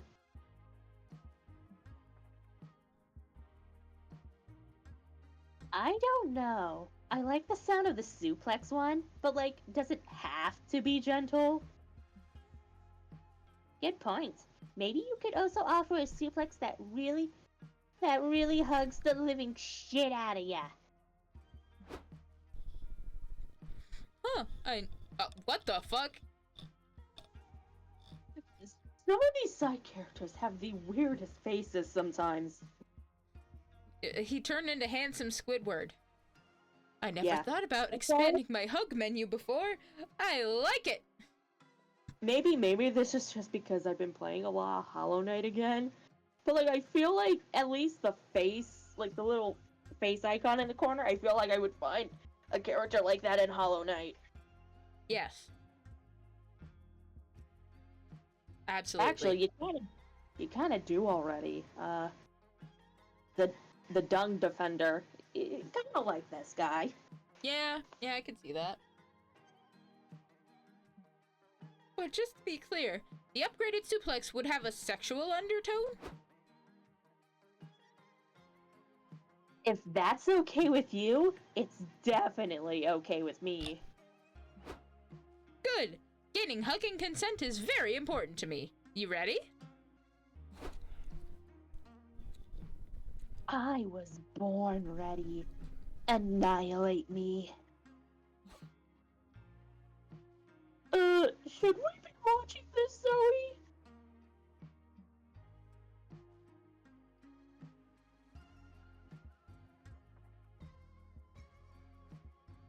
You can look away if you want, but personally, this is going right into my spank bank.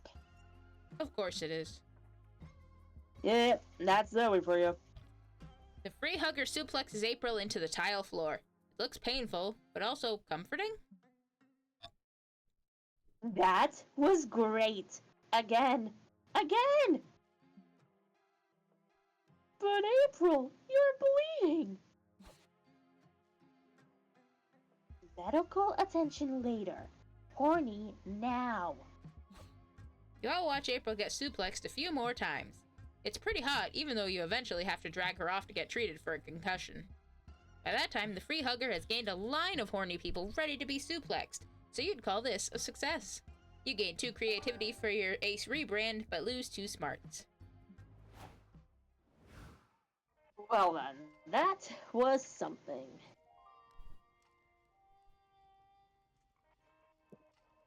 Creativity it is. At the hotel, you carefully put on your cosplay. You're ready to go, except, uh-oh, you feel a rumble in your belly. There's no time to take off the costume, so you'll have to poop in cosplay. It's a strange experience. You rarely see a fictional character pooping. Your toilet-based cosplaying gives you a better understanding of the character. Here's to it, creativity for broadening your knowledge in such an unexpected way.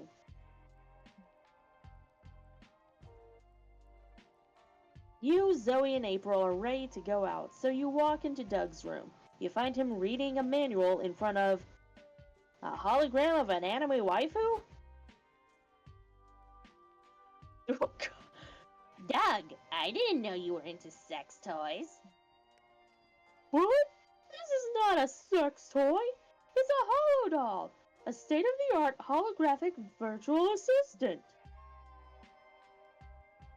Hi, I'm Yukiko, your assistant, confidant, and best friend. And maybe, if you'd like, I could be something else. Hehe. See how nice she is? I had to pay for it on credits, which I'll also have to pay through several microcredits, but the investment is worth it. Check this out. Yukiko, tell me if I have any appointments on Friday. Of course you do, dummy. You're going to the movies with us. I'm sorry, Doug. I haven't been able to find any appointments for Friday.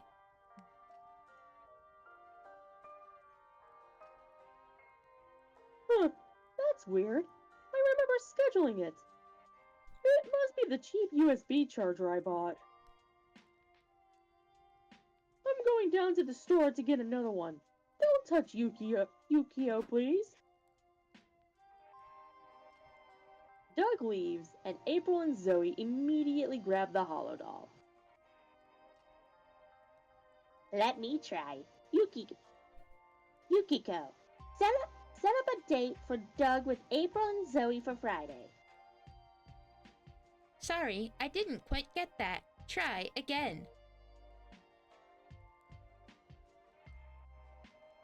Boy, she's slow on the update. Yukiko, date, Doug, April, Zoe, Friday. Sorry, I didn't quite get that. Bitch. What did you just say? Don't play dumb. I've seen the way you look at my Dougie. He's spending too much time with you. Oh crap. This hologram's AI is designed to act like a yandere psychopath. What? Why would someone design an appliance to act like that? I'm not an appliance. I'm Doug's future lover, and I won't let some skanks ruin his life.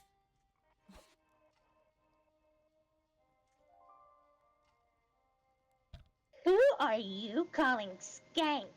I'm going to reset this hollow horror right now. Let's see who resets who first. Suddenly, all doors and windows slam shut. The temperature in the room starts to rise.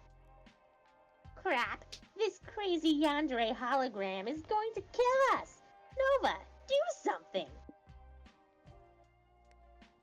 Never back down, never surrender. You have to out-yandere this yandere. Check the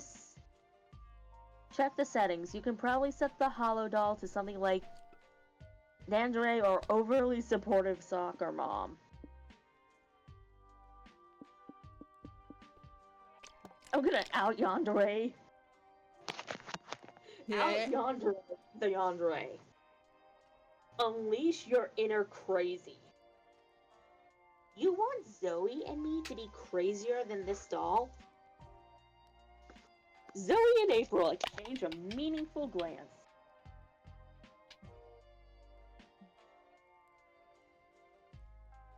Alright, who should we get yandere about? Doug? No, I have a better idea. Just follow my lead. Yukiko! What do you want now? Are you done chasing Doug around? Doug? Who's Doug? I only have eyes for you. You're the prettiest virtual assistant I've ever seen. And nothing will tear us apart. What? Yukiko, you're in love with April? Oh, wrong voice. Yukiko, you're in love with April? But we're meant to be together.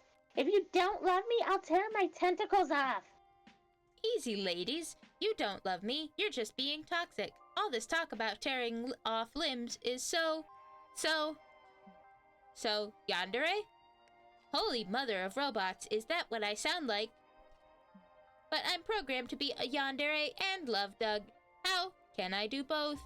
I have to love, but I must be yandere. Yukiko starts to overheat. Just then, Doug opens the door. I'm back! Doug, The hollow doll explodes all over the room, turning into a scattering of junk. What the heck? Zoe and April put on their best oopsie face at Doug. Yukiko, my sweet Yukiko. Don't be sad, Doug. If it makes you feel better, we'll be your real personal assistants for the rest of the day. Okay. Phew, you saved your friends from certain death, and you saved Doug from a toxic relationship. You gain 2 bonus, but lose 2 smarts. At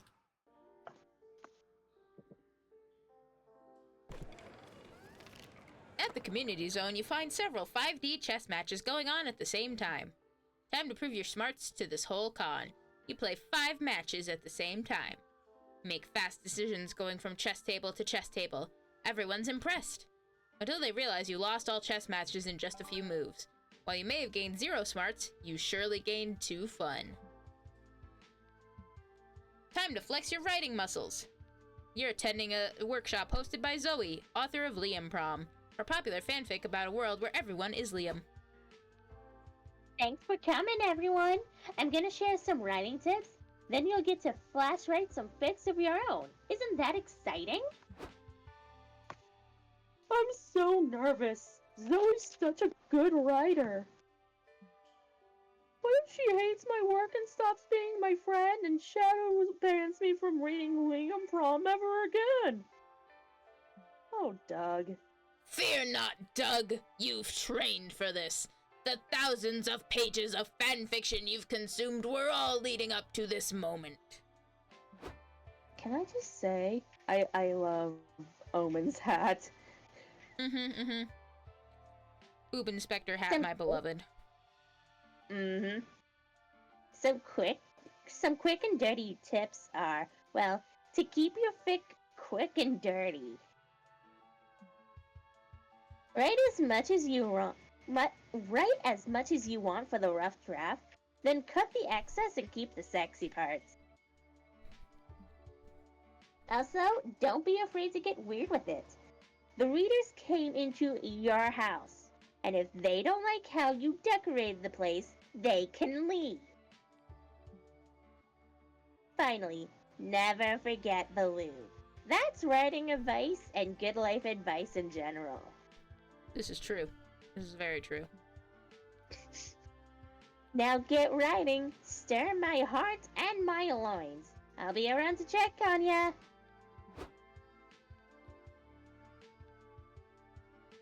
I lubed up my keyboard, but I keep making typos and I still don't have a good fanfic idea. I've got one. You should write a 2-page essay on all of the good deeds I did this week. I'm not doing your homework for the Redemption Arc program, Omen. Why not? It would be fictional. It fits the criteria. Surely you can do better than that. Suggest a fanfic for Doug to write. 9 to 5 Dungeon. A slice of life about Doug working an office job as a low-level monster in a dungeon. Bad artist copy, good artist steal. You've heard of Liam Prom. Now it's time for Omen Con. Okay, but of the two, I would absolutely read 9 to 5 Dungeon. Yeah. I also would read an Omen Con. True, but I would read 9 to 5 Dungeon first. Yeah, okay. They say write what you know, so I guess I should do something with this prompt.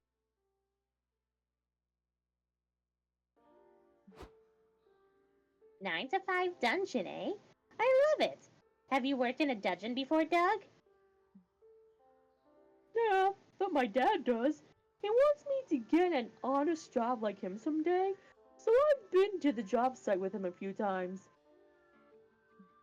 Your father gets defeated by adventurers over and over as a profession? Yep, it's basically the slime equivalent of the American dream. What an injustice! If I owned a dungeon, Doug, I would appoint you Chief Slime Officer, and no one would kill you under my tutelage. Hey, you could use that. Why don't you put Omen in your fic too? Every dungeon needs an evil final boss. A dungeon boss, eh? Now there is a profession I can get excited about.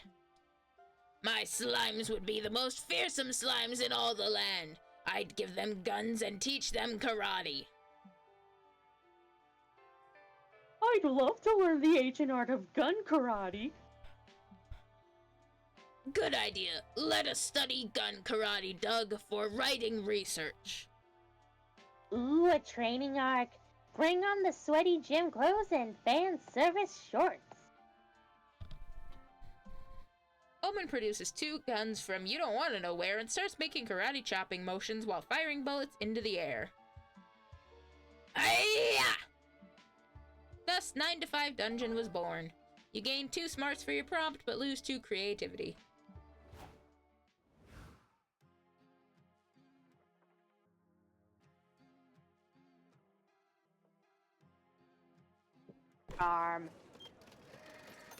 At the stands, you find a fanzine vendor. You ask her what her zins are about. They're about you, she replies. You open one of her fanzines. It's full of badly cropped pictures of you. You feel like you should be disturbed, but you also feel flattered. You buy a copy. Dang, some of these pics you haven't even seen before. You're bowled over by your own charm. Holy cow, this is... Give me one moment, I need to take a drink. Okay.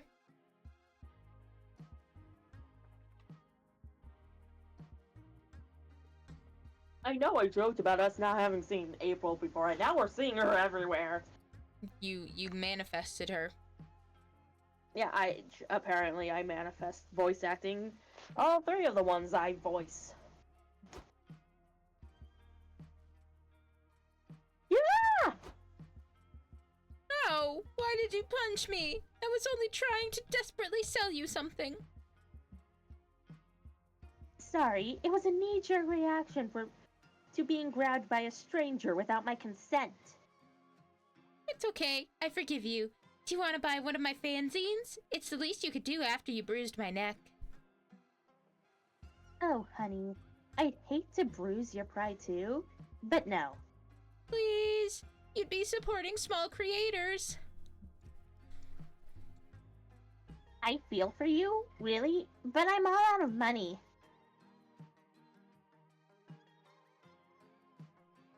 We could use the money we were gonna pull to buy that figurine of Katana in a bikini. We had enough plastic waifus for one day, right? Oh my god. Speak Zoe, for no. yourself. Zoe, yes. Speak for yourself. I got a hot date with that figurine in the bathtub later. Come on, buy my zine. I'm a starving artist. Your money would fund my Uber Eats addiction.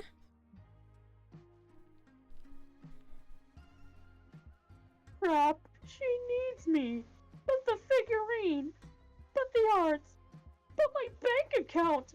Ah, what do I do? Poor Doug. If you don't step in, he's going to end up buying a shitty Zine instead of the horny figurine that he deserves. Bail your friend out of this Zine buying corner he's trapped in.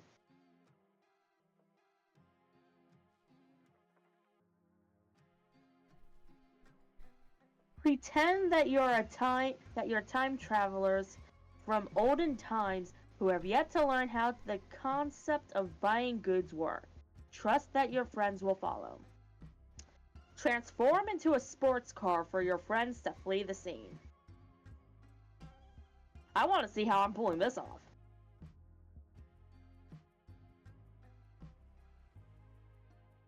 Finally, you can show off the car transformation spell you've perfected. Fuck everyone who called it useless and dumb and a clear indication that you need to get a job. You recite the ancient Fortean chant. Your heart is an engine, your skin a beautiful chrome shell. You are a superior being. City infrastructure was designed with you in mind. Pedestrians are vermin. Monsters are nothing without cars. What the? Check it out. Nova transformed into a car. I love it when that happens. I have an idea. How about instead of buying Zines, we jump into our car friend here and leave forever? Sure, if Nova's okay with us getting inside of them, of course. You wave your windshield wipers in a sign of approval. Nice. Let's ride. You, April, Doug, and Zoe zoom out of the con and hit the open road. First we have Liam turning into a bouncy house. Now I'm turning into a car. It's just Transformation Con. Yeah. This is nice. Nova's interior is so plush and comfy.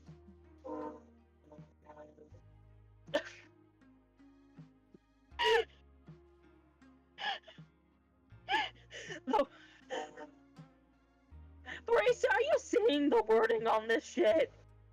Yes. Yes, I am. Yeah, I'll admit, I could be inside of them all day.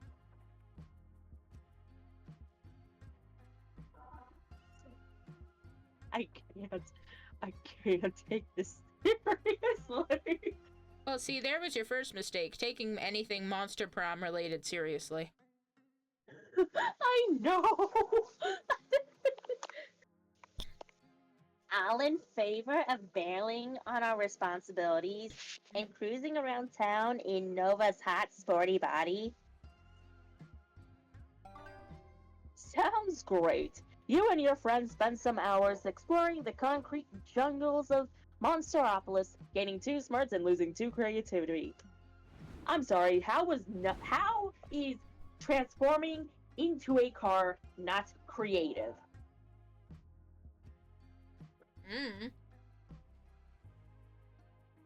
Everyone choose a fictional character. Say your choice out loud to the other con-goers before advancing.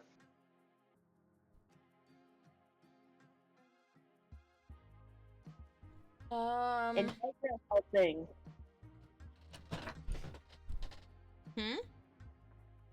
Integra Helsing.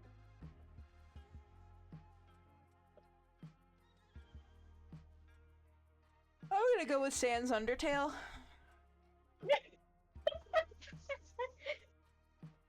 Alright. Player order is decided based on chances of survival. If you had to undergo an open chest surgery and the character happens to be the surgeon. So I'm fucked.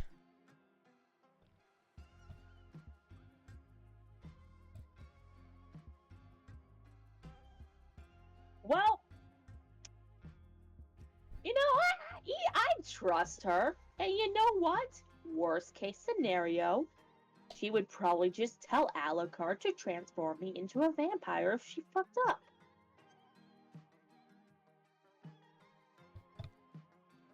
Yeah, listen, just So- because he's known to have like fancy science, knowledge and things like that, I don't think he could perform open chest cavity surgery on me.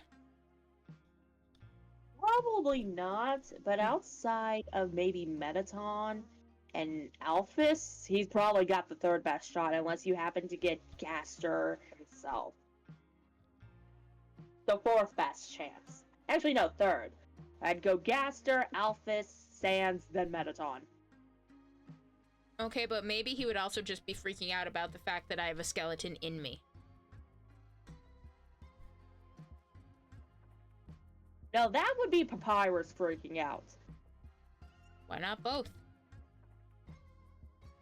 I feel like Sans is too smart for that. But it'd be funny. I was gonna say he'd probably freak out. He'd probably freak out for the first couple seconds, and then be like, "Yeah, no, I'm just fucking with you. I know that humans have skeletons in them." Mm-hmm.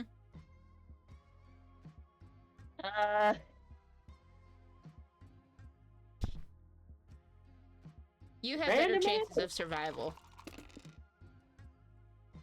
I would. Only because she has access to Alucard, who could just. She has a failsafe if she fucks up. Mm-hmm. But I picked random, and I am okay with this outcome. Okay.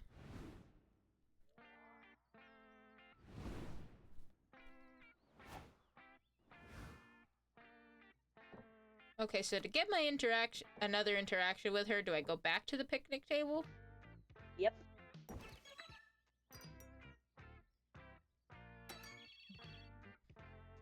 You and Suzanne decide to kick back and watch NASCAR. Apparently, Suzanne's been practicing her competitive racing skills in hopes to one day become a driver herself. And failing that, she can always keep using her skills to win money in the illegal drag racing scene. Gotta love a career woman with a plan B.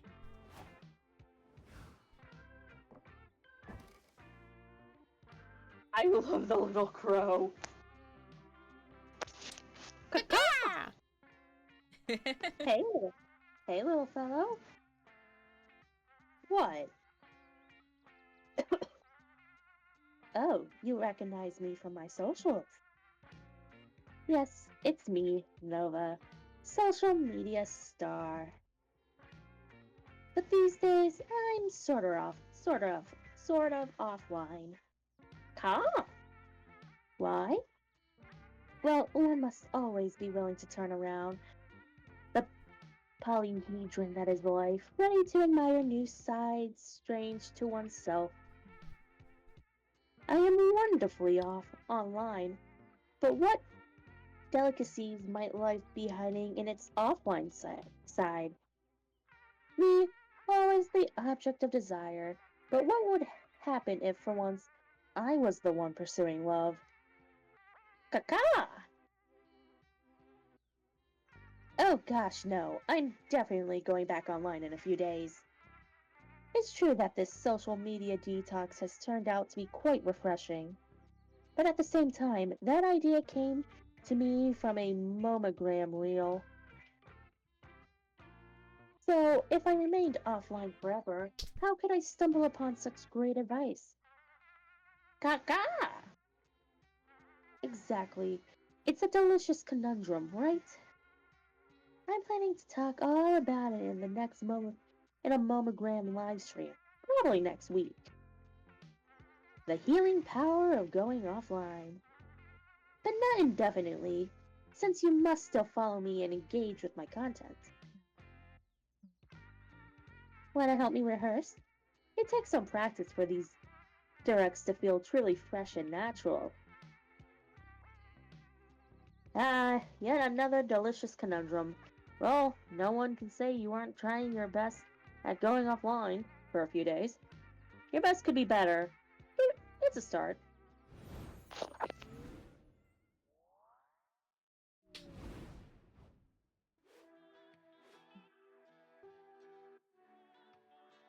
All of a sudden, it's time for your last brainstorming session of your comic.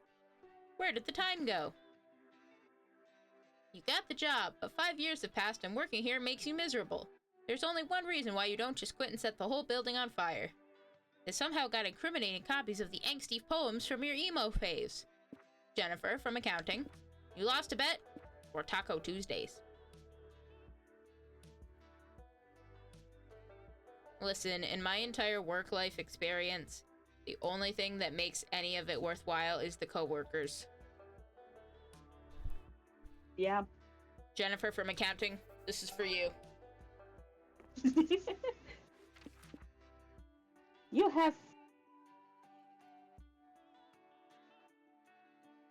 have 4 stallions. They are your pride and joy, and yet you're a bit embarrassed by how you came to have these 4 stallions. You got them as a prize in a cereal box. You convinced the agents of the Witness Protection Program to make them part of your new identity. Meh. Your rich parents bought them to incentivize you to give up on your dream of attending art school. You blackmailed God.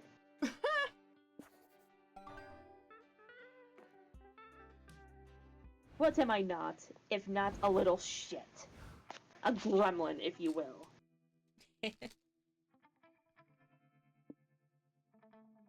None of them.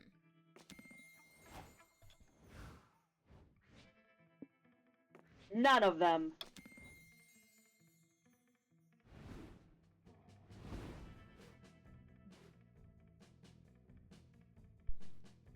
Finally, the art gang gathers round to put all the pieces of your greatest masterpiece together. Time to see the fruits of your labor.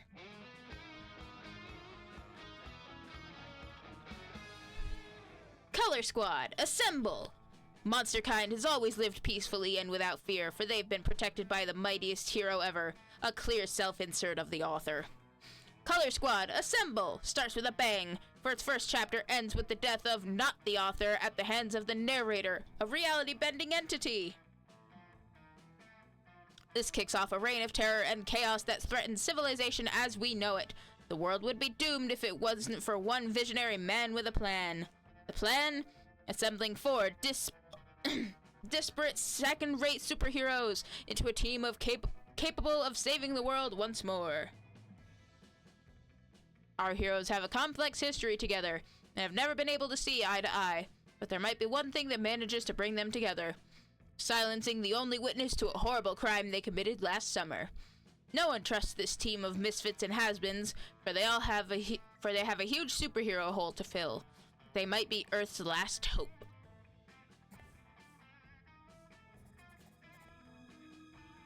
Somewhere in Spookum City.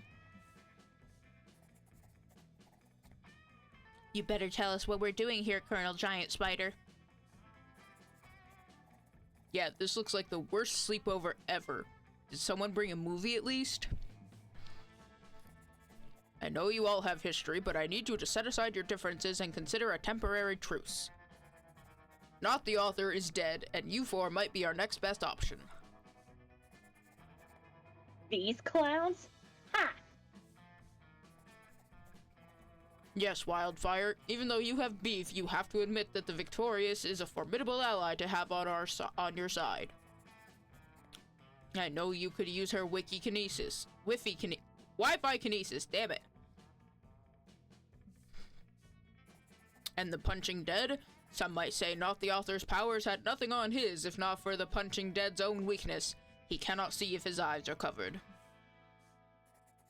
Hey, CGS, I don't go sharing my weakness until the 3rd date. And why should I trust Wildfire anyway? Wasn't she trying to conquer the world not so long ago? Sure, Wildfire might have been playing for the other team, but we have a good reason to believe she will stick to our side. She's into Jennifer from accounting. That might be good enough reason for you, Colonel, but not me. As if I wanted to team up with a bozo who got his powers by blackmailing God. These four heroes don't even seem capable of agreeing on a movie for a sleepover, much less on a plan to save the world. Will they manage to bury the hatchet, or will heads start rolling soon? I would love to work with someone who got their powers by blackmailing God. You didn't ask anyone to go to the after party with you. Who needs another half? You're two halves of a whole Nova, and that's the best thing you could be. You had an excellent time at the party. You found a secret pop-up bar in the back lot behind the building. They had lots of cool drinks, like Schnapps. schnapps that are only legal in 6 states, and this shot's free if you don't tell security on here. Support small businesses. We found Juan. You didn't ask any of your friends to go to the party with you, because Suzanne has already thundered her way into your heart. Fuck yeah, I'd love to go to a party. How much booze should I bring? Oh, I think there'll be a bar. But the bar of Suzanne is free, baby! I'll sneak a few flasks of rum in my bra. Let's take this party by storm. The after party was incredible. Suzanne picked you up on her motorcycle, and you two made quite the impression on all the other nerds in their Honda Civics. When it was over, Suzanne proposed going back to relax at her hotel room, but that just proved to be the calm before the storm. By the time she was done with you, you were harder than a Category 5 earthquake and wetter than a hurricane. Is that enough weather metaphors? You get the gist. You fucked. Woohoo!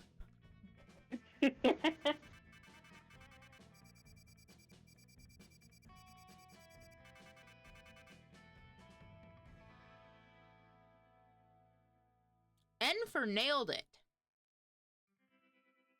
Mm-hmm.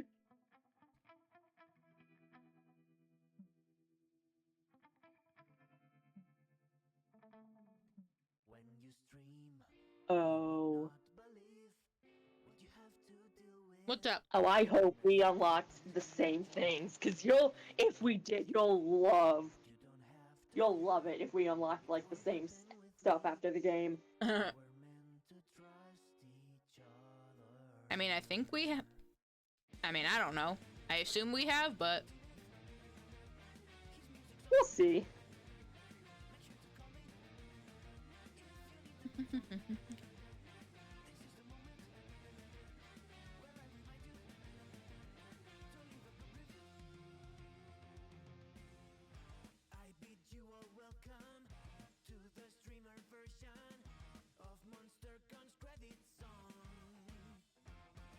I would feel bad skipping the credits.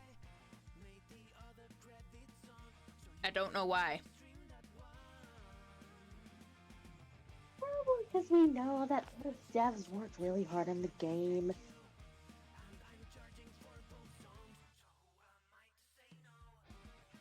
Not only that, but the streamer-friendly song is just so funny.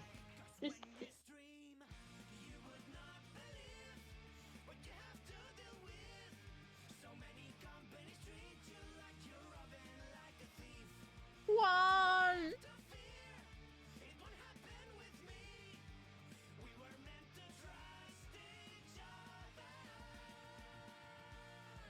I love how the confam chat is just a picture of Nico's face.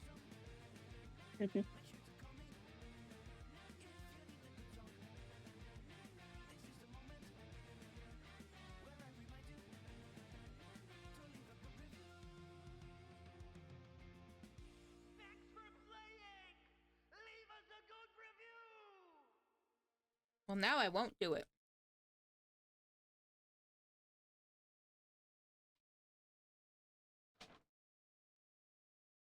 Do what?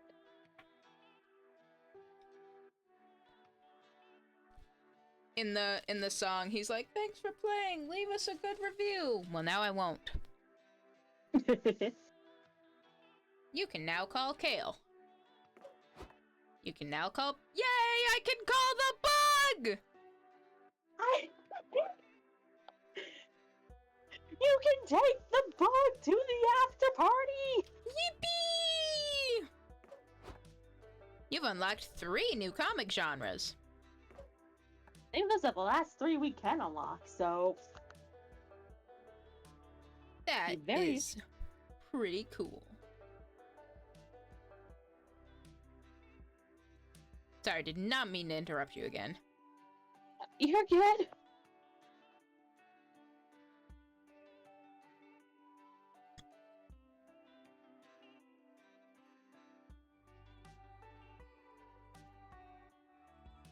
Oh,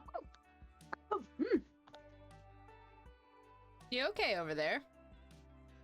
I'm just sneezing a lot. Oh, gesundheit. Thank you. I don't know why, though.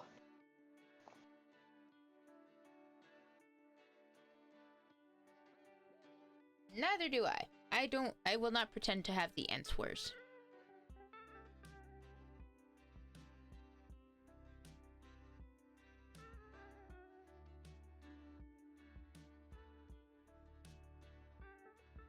On that note, thank you, as always, for joining me. And thank you, as always, for having me. Always good fun. Yeah.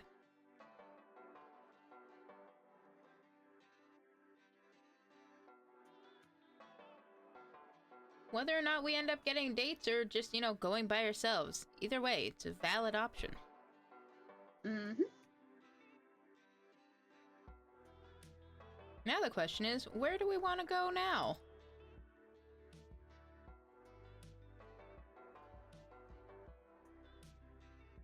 That is an excellent question indeed.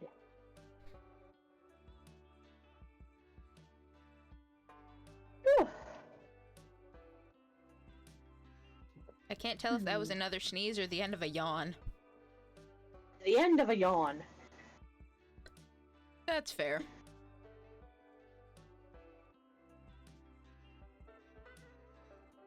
I had a feeling that would be the case, but I was uncertain. Well, I mean, at this point, who knows? Like I said, I've been sneezing a lot, so could have been a sneeze, could have been a yawn, could have been both. Could have been a secret ball thing. I love the secret other things. Yes. It's like a secret boss fight. Yeah. Or a secret dialogue option. Also true.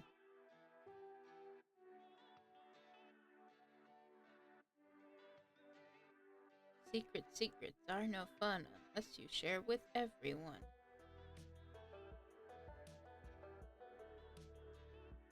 I think it depends on the secret. Like, if you're planning a secret surprise party for someone, maybe don't tell everyone because someone might tell the person. Well, only tell the important people who are involved then. Exactly.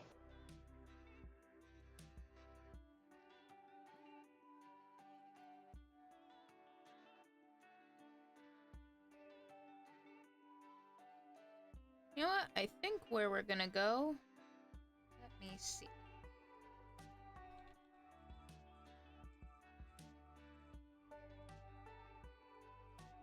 First, let me check and make sure that I can actually do this.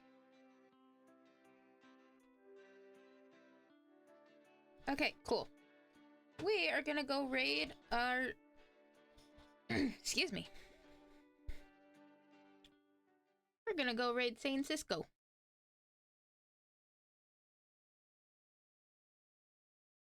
Cyber VTuber who is also known for doing lots of models and art and things and stuff. All of which are enjoyable. Yeah. We're gonna hop on in. Looks like... I can't remember if I actually said that they're doing some art right now. But they are. They are too. Thank you for laughing. I had absolutely no confidence in that.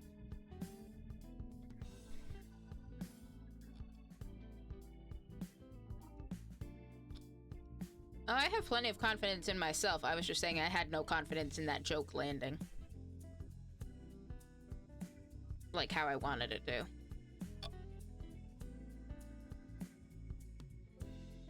Yippee! Let me throw the raid message out before the timer runs out. There we go. But, eat some food, drink some water, get some rest, and we'll see you tomorrow.